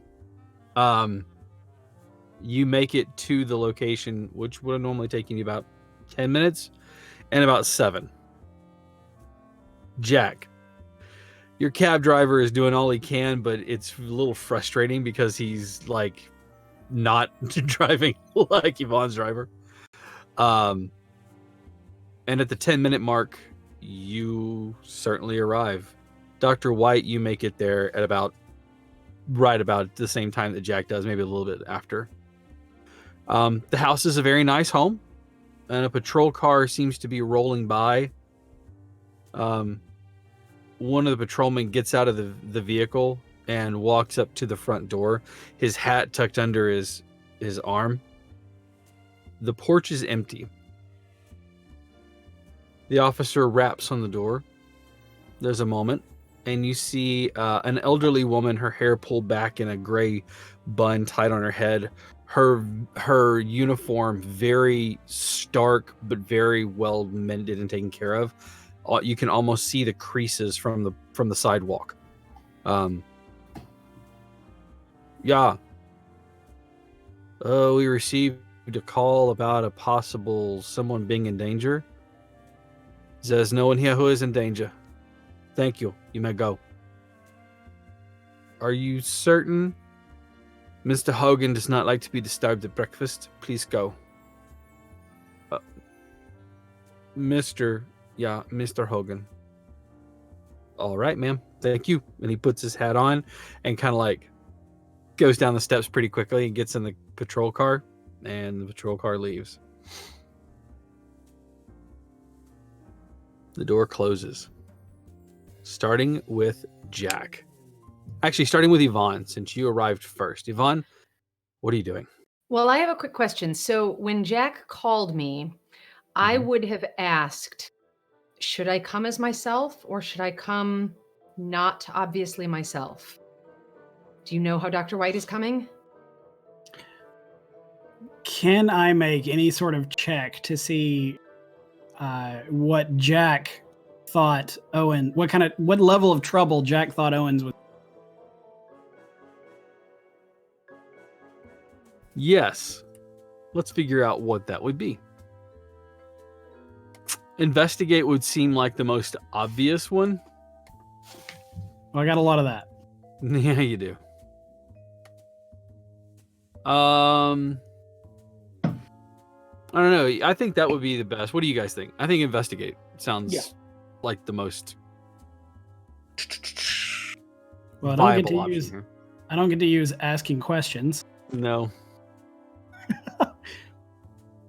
All right. From hard-nosed detective work, I'm using cool under.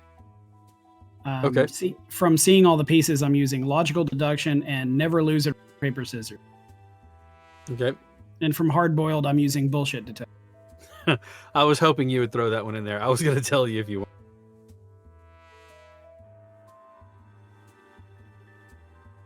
That gives me an 8. An 8. You don't know how deep in he is, but you definitely pick up the fact that he is in trouble, and you think that this is not a public incident or a public occasion. You might want to keep this one So with the clues that I get from that investigation, tell me anything else about maybe his surrounding. You Noise on the line, the neighborhood that he's in. You don't hear anything from the neighborhood. You do get the idea that it's a residence. You don't hear any din of like a restaurant or anything behind you or like a public place. It was quiet. The address and the location that he gave you, like knowing the city streets the way you do know that this would be a residential area and it's probably going to be more upscale. You also know that it's not very far from the Tilt-A-Whirl. When I say not very far, I'm talking like 10 blocks. No, probably about 15 blocks or so. Certainly in an area of influence. Yes. All right. Then when I call each of the other two, I'm basically going to say, I think Owens went somewhere alone that he's not supposed to. He just called me and said, get everyone back up. Okay. How should I come? I don't know what I should do. How can I best serve? I don't want to give away who we are. If you're working on a disguise, probably that. Okay. Then I'll see you there in a few minutes. I'll wait for you outside. I'll wait for everybody. If I know the street address, it's a really nice neighborhood. So, don't stand out. Okay, I'll do my best. All right, I'll see you there in a few minutes. And then Perfect. Calling Dr. White and saying the same thing. All right, Dr. White, it's still morning. You have a bit of cases. You shift them around, though, allowing yourselves, telling them that there's an emergency that you need to tend to. Generally gets them to agree with you. As you pull up, the front porch is clean. So, Yvonne, again, starting back with you, what did you want to do? Yeah, so if I get there and I immediately see that I can't see them anywhere, I'm going to have Paul, my driver, drop me off down the block and try to find a place, some trees, a bench, just somewhere that I can sort of sit or stand kind of nonchalantly and, just kind of be in the area waiting for the other two.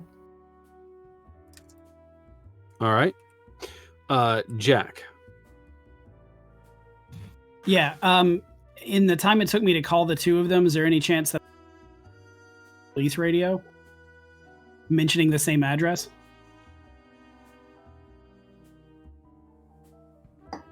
You know what? I will say yes, because you do have that as a kind of as one of your gadgets, I guess you could say. And it's it's not I forgot what the code was. I used to know all of them, but it was just the one for a checkup. Right. No crime in progress. In. Yeah, no crime in progress. Should call in. Yeah. Then let's pick back up with us there. Perfect. All right. So next up, then we'll say Jack. You see Yvonne. I assume he's able to make you out. He can. What he sees is a woman with no makeup on whatsoever, a woman who is usually in very heavy makeup. Her hair is pulled back into a pretty messy sort of bun ponytail, just kind of tossed up at the back of her head. And over whatever she's wearing is a like a one-piece coverall that says sanitation on it. But I think it would actually take him a moment to peg her, because almost more striking a difference than the hair and the lack of makeup and the clothing is the fact that she has completely changed the way she is moving. There is none of the poise and regality that she normally carries herself with, but she has adopted sort of a blue collar stance and set of movements and whatnot. They say, how can you never tell that Clark Kent and Superman are the same person just by putting on a pair of glasses? Having seen the difference that makeup makes, I completely get that disguise 100%, and that's brilliant. What's the best disguise? No disguise at all, but literally nothing. Just there. All right, cool. So yeah, it takes you a second, but you recognize eventually. But it's like little things that you notice that give it away. To the casual passerby, they would have never recognized her. And when I see him too, I give a tentative little wave. Oh. All right. So you see Yvonne there. There doesn't seem to be any guard on the door. You don't hear any gunshots, sound of anybody screaming in pain. Yeah, walking straight up to her and saying, "Was that a patrol car leaving?" Yes, they. I don't know if they know this address, if they know these people, but basically, whoever answered the door said, "There's nothing to see here, officer," and the officer nodded and went on their merry way.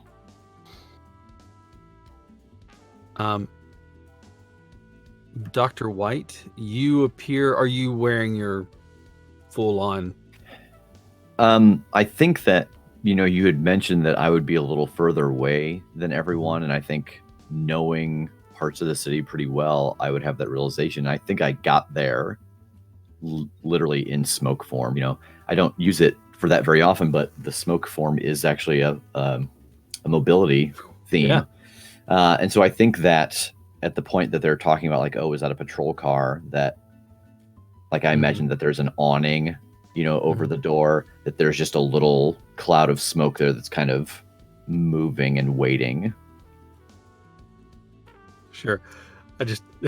Are you perched on a gargoyle? Yeah, right. Just brooding over the city for a moment.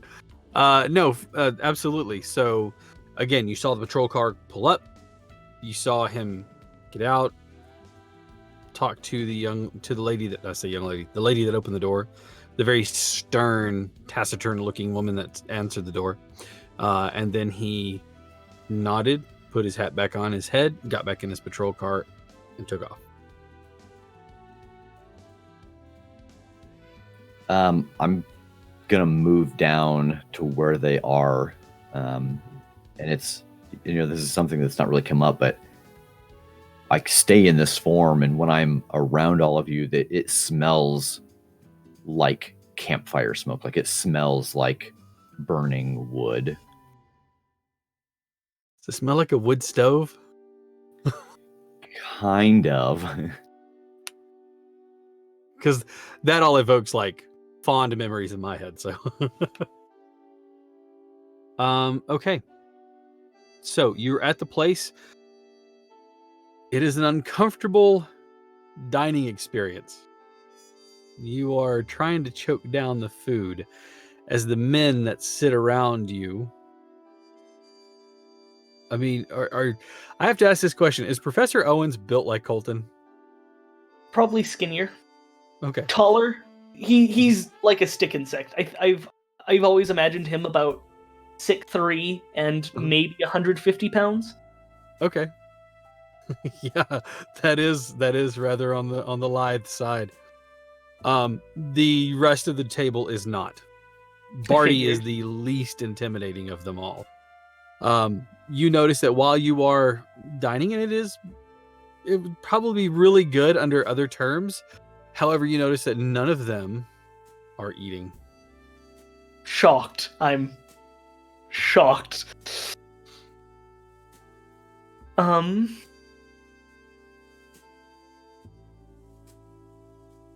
Well, Mr. Hogan, I apologize, but I do not believe that it is in my best interest overall to do what you are asking.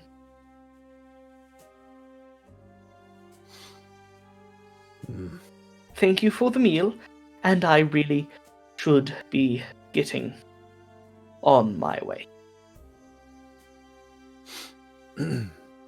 Actually, I don't believe you will.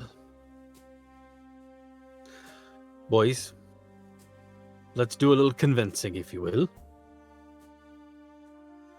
And before they do, I am going to stop holding back. Ooh. Okay. So I'm going, it's what? Plus Logos, so 3, since I only have 1 Mythos card. Mm-hmm. So it's a page 290. If you All right. are looking at the rules. Is it a significant price? Is it no return, or is it an ultimate? It is a significant. Well, I mean, you're pretty much going to get beat up until you're convinced to say yes. I would say that that's a pretty significant price. Do you want me to explain what I'm doing when I'm stop holding back? Absolutely, please do. I Not am for my trying- benefit, but for everybody watching. I am trying to turn every single insect in this house, be it housefly, be it cockroach, be it termite, into one of my myrmidons. Every single one. Okay. So, it's a significant price, yeah? That will be a significant price. Okay. Here we go. That's a 9. All right. Means I succeed, but I fade, crack, and burn all the power tags on one theme. Yep.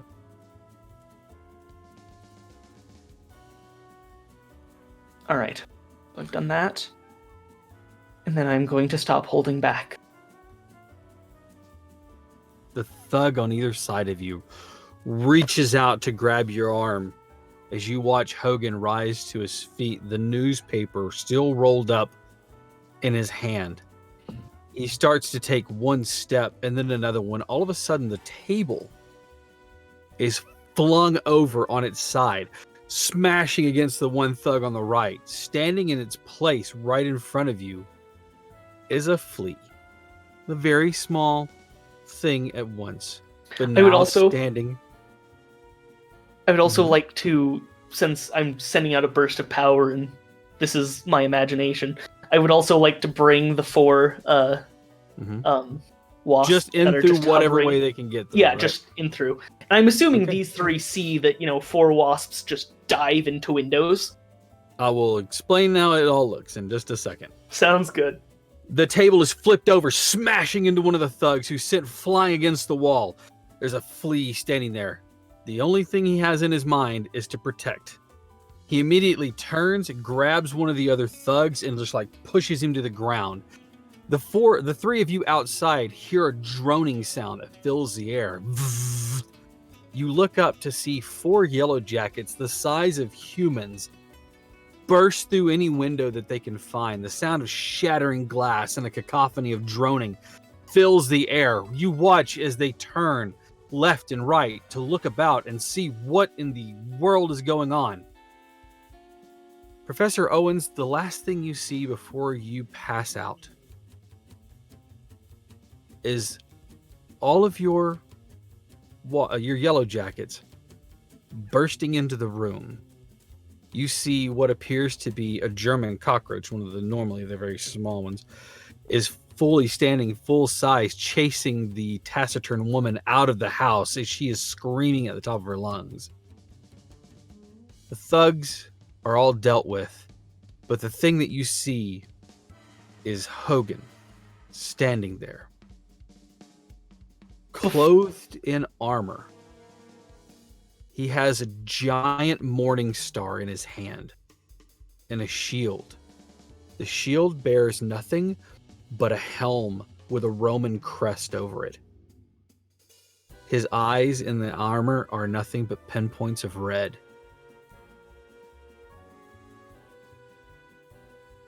And Can you I make pass out. Can I make a roll not to pass out? Because there's one other thing I want to do. There was a significant cost for this. That's why I'm asking Down for. you Okay, go. darn. Because I wanted to use another cool thing that I got, but okay. What are the three of you doing? Let's go ahead and start. You watch as they all jump in. Dr. White. Boy, assuming that the cavalry has just been called, I think I go back up to the window above the door and just start pouring smoke into the building. Okay. Through the window that one of the Yellow Jackets has just crashed through. Kind of the similar thing to what we did at the bank. Okay, just into there you go. The room is immediately filled with smoke. Jack, what are you doing? Turning to Yvonne and saying, "Can you hide this?" What? From who for how long? I mean, I have limitations. Every house in this neighborhood has a phone. Okay, I'll hold it up as long as I can. And yeah, I'm going to try. Nothing to see here, friends. Everything is normal.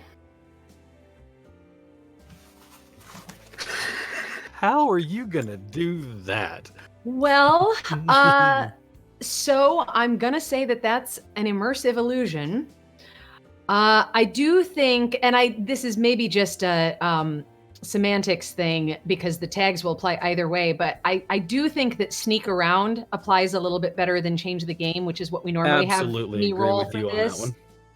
No, I agree just- with you 100%. Okay, yeah, just because that has more of an area of effect where change the game is usually more one target. So yeah, I think sneak around, and I want to make this house appear as if it's as normal as possible for as long as I can. So Leslie Nielsen, nothing to see here, folks. Everything is fine. He's just disrupting and smoke around behind him.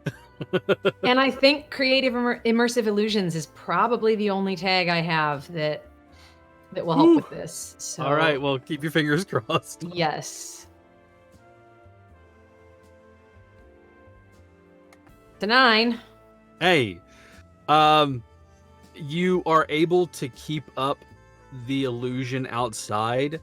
The door flies open, and a stern-looking German woman streams out, screaming at the top of her lungs. But the house looks normal. Great. Jack, that one's yours. I've done what I can. I'm pulling my gun and rushing into the house, trying to push the woman back in. Okay. She's... Okay. Are you going to try to, like, strong-arm her in there? Yeah, basically. Okay, just grabbing her by the shoulders and trying to move her body weight. Why don't we go for a toe-to-toe on that one? Just simply because her panic-stricken running and screaming is trying to face up against you. What do you say? Yeah, sounds perfect. Because I'm pretty sure you're not going to convince her that everything's okay.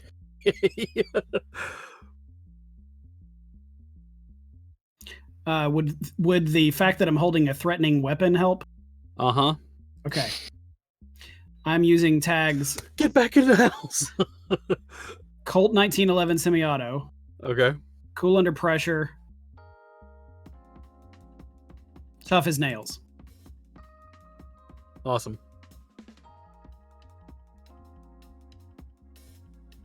Seven. It's a success, but she nearly knocks the gun from your hand, and she ends up planting herself back in the foyer, and you hear a thunk as her head kind of bounces off the table that the phone was at. You don't have to worry about her running, but you may want to have the doc look at her later. Smoke hands. There, smoke hands, doc. There is a sound of gunfire, Jack. 2 short rounds. Bah, bah. They're playing my music. Very close. By this time, Dr. White, the entirety of the building is now filled with smoke up to about the 6 foot. Actually, I guess your smoke would float up. So it's up. It's like, maybe that much space at the base of the floor, but otherwise it's just filled with smoke. Yeah, I want to move through it and see if I can find Robert and try to move him out of here. Okay. Go ahead and give me an investigate on that one, since you're trying to search through your own mist. Which does it obscure your view as well? I never imagined it would, or it would be very encumbersome. I'm going to use a power against myself. Ah. No. Now I'll never see what's coming. How about we use an investigate, just simply because you're not sure where in the house he is? Using the smoke is kind of your reaching out through there. Oh yeah, that's fair. Like searching Yeah. the smoke to see if I can sense him there. Exactly, sending your senses through it to try to see, but you can't be everywhere at once with your eyes. So So I'm going to use Murder of Crows, Okay. just to like be multiple places to get that kind of expanding sense. Sure. And through the cracks, so that I can get through rooms and get into under doors and stuff quickly. Mhm. And the only other one I can think of, I actually haven't used this yet, is from my routine of Healing Hands, which is a Port in the Storm, and it's just his ability to stay calm under very pressure or time sensitive events. Mm-hmm. Yeah, no, that's absolutely great. I love it.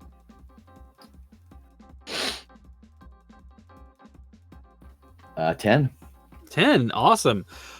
You reach out, you can see where most of the action is happening in the dining area, the table being smashed.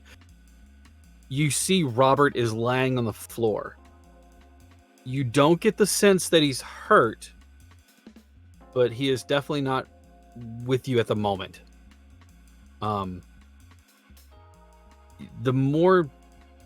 The other thing that you see is a visage of a warrior, but he has the shape and size of Hogan. But you can see he's carrying a morning star and a big shield with like a Roman or a Greek helm on the front of it. His eyes are pinpoints of red underneath a helm that looks much like the same one. Yeah, and he so is just swinging. yeah, I want to try and essentially grab Robert and move through the smoke and try to get out the door. Okay. I'm thinking it might be like a go toe to toe, since we're both trying to fight over essentially who has Robert. Sure. Yeah. I was going to say face the danger, but I think go to toe to toe would be probably more apropos here. Okay. So I'm going to use smoke form and smoke screen. Mhm. And this actually, I don't know that we've talked about this mechanic, but like Murder of Crows and Through the Cracks, I can't use again because I just used them on the previous Right. roll. Mhm. So for all of you out there who are watching, if you use a tag in a previous roll, on your next roll, you can't use that tag again. So you couldn't roll like for Jack if he's doing a bunch of investigations. He couldn't use like question under his PI tag like twice in a row. And then I think Tactical Mind, in the sense of like trying to figure out how to get out. Easiest escape route, where's my point of egress, things like that. Yeah. And boy, I don't want him to get smashed by this big gladiator. I think if the team is on board with it, maybe adapt and react, since we're kind of coming up with this plan on the fly. Nodding her head up and down. She's like, yeah. I think you have the thumbs up and go for that. All right. Especially from Colton's like, please don't let my character die. Okay, 11. Excellent. So you watch as the gladiator, the warrior, swings the mace, hitting one of the German cockroach that's standing there right square in the chest. There's a resounding crack sound as the carapace is damaged. He swings back the other direction, and you hear the sound of the gunfire close to you. Bang, bang, twice. The flea that was there rocks back left and then right and kind of stumbles against things. In that moment, you're able to grab Robert and lift him. And like watching smoke evaporate or roll out of a room, you sort of pull back, leaving the smoke there, but your form kind of pulling back towards the front of the house. Jack, gunfire. Ducking. Yeah, they're playing my song. Heading that way. All right. As you bust into the room, you can see one of the forms of Dr. White carrying Robert out of the house. So you know that Robert is safe at this moment. You can see the room that they came out of through the parlor into the dining room. As you make your way in there, you can see forms moving in the dark or in the smoke, and you can see a large figure that stands out as a huge target to you.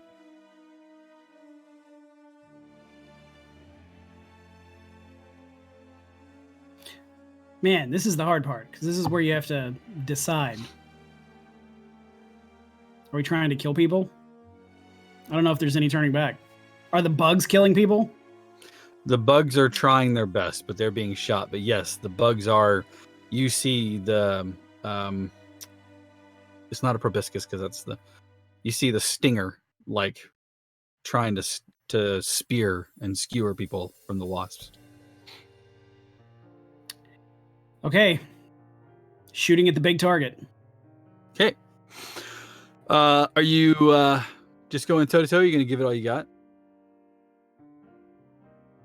I think I want to hit it with all I got. Okay, go for it. And because of the tags I used last time, I only have a few that are here. I'm going with from my relic, which is my gun. Mm-hmm. I'm using the tags brings death and affects change.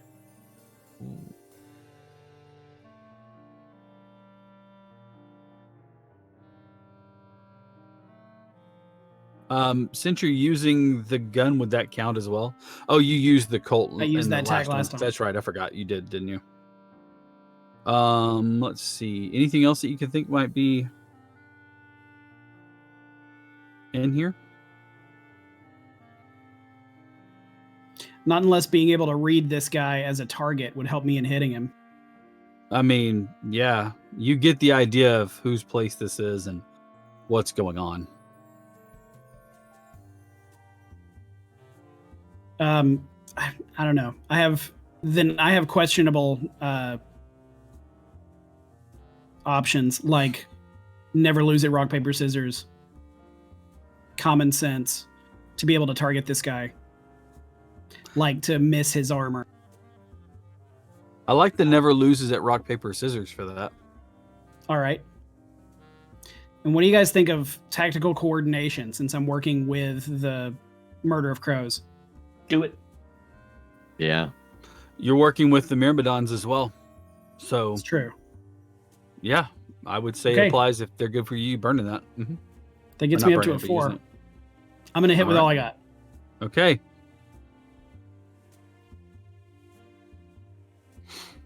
I got an 8.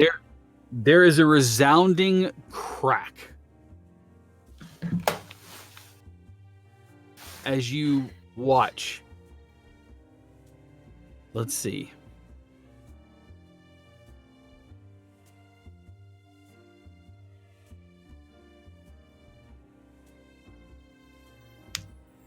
You watch as the head is rocked back for a second as it turns and it looks at you one more time. Ah, I see we've got ourselves another player. But now's not the time. He points the morning star at you. Don't you worry. You'll get yours. He turns, but you notice that he doesn't turn quickly. You don't see him wince, but you notice that he doesn't seem to move as fast as he did. The mace isn't held up, or the morning star isn't held up. It's kind of hanging at his side. He turns and he starts to leave. Leaving whatever's in his way. He pushes it aside, smashes it down as he tries to leave the room. What effect would you want to have on him?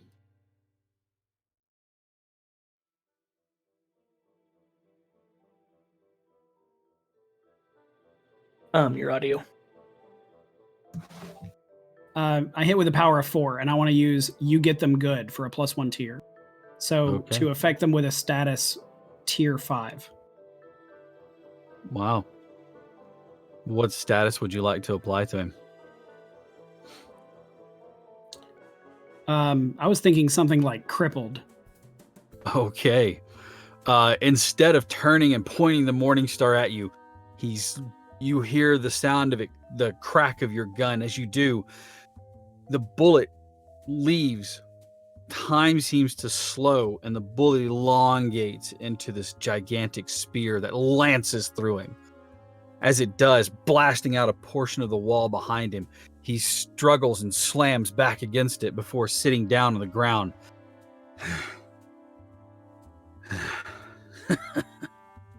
Seems like you've gotten me good that time.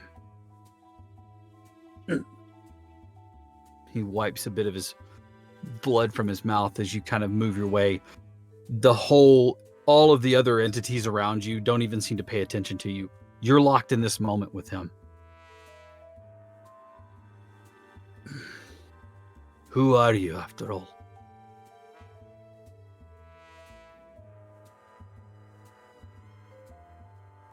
I'm just a guy.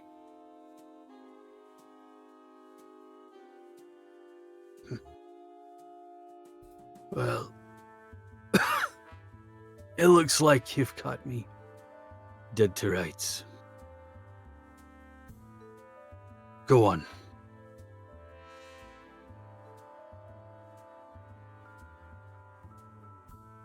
Finish the job. You coward. Shooting him. All right. I'm not even going to make you roll for it. He's like at your mercy at this point in time.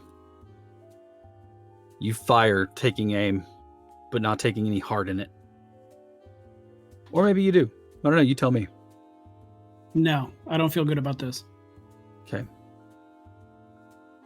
You squeeze the trigger once. For some reason, that round sounds louder than any of the others that you fired or that has been fired.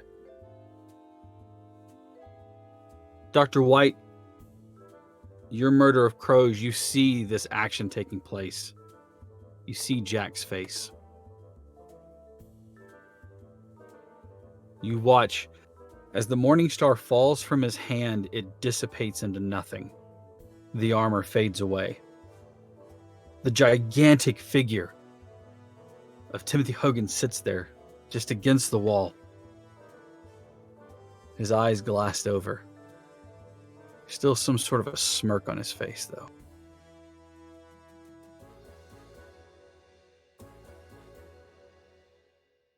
The rest of the crew are apprehended by the Myrmidons. Jack, what are you doing now? Just watching around me, making sure all of us get out. Okay. Dr. White, you have Robert in your cradled in your arms. Yvonne, you see them coming out of the house. Yvonne, what are you doing? Well, actually, I was going to make my way into the house anyway okay. when I started to hear things happening. And I think it would have timed out that I would have gotten there just in time to see Jack fire that final shot. Okay. And I Perfect. think when I see that, I just kind of stand there and watch everything from that point. And when the two of them come out with the professor, I just kind of follow, but I don't think I'm really saying anything at this point. Okay. The four of you are safe. You secure yourselves outside of the house.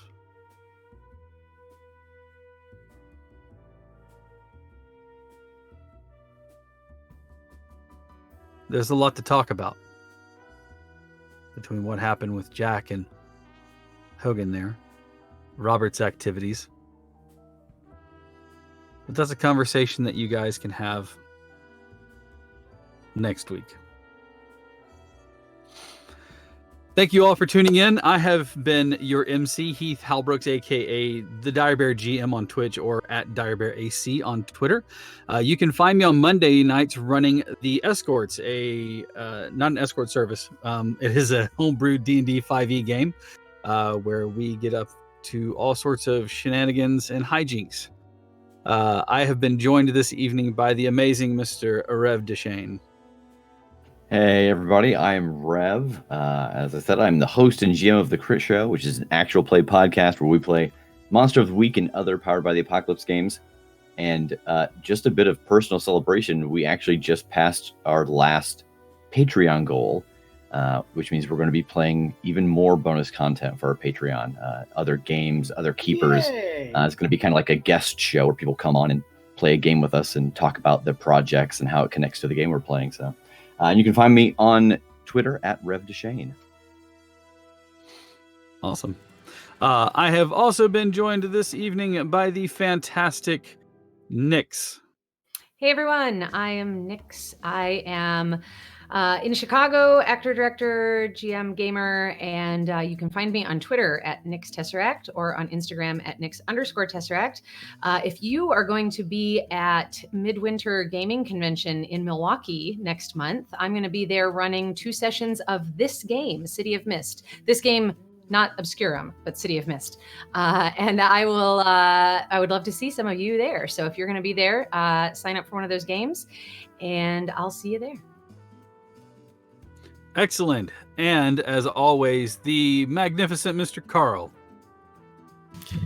Hello, I'm Carl Jordan. You can find me on RPG Carl. I am also in a game on Tuesday night, the Onyx Path channel, where we play Aberrant 2.0, the rules that come out next year. We are on a little bit of a break for the holidays, but we're going to be doing our last 2 episodes in January. Fantastic. And last but never least, Colton. Hi, I'm Colton. I am an economics student by day and an actor by night in the lonely state of Montana. You can find me on Twitter at ColtonZ9 and on Instagram at ColtonX9. Excellent. Thank you so much. Real quick, you reminded me about the Midwinter Gaming. In February, you can find myself as well as almost the entirety of the Dire Bear Adventuring Company crew at Winter Fantasy in Fort Wayne, Indiana. If you want to stop by and say hi, we're going to be running Dungeons & Dragons Adventure League for like 4 days solid. So if you are in that area, let me know. Love to see you, say hi, and everything else like that. I'd love to give a huge thanks to Nerdsmith for giving us this platform, as well as our sponsors, World Anvil and Die Hard Dice. We have 1 episode left in the year. Next week, we'll be back, and then we'll be taking a short hiatus for a couple of weeks to enjoy the company of our families, or at least those close friends that we call family. In the meantime, we will see you all next Wednesday. It has been my pleasure. Thank you all for tuning in. Have a wonderful night, and we will talk to you next week.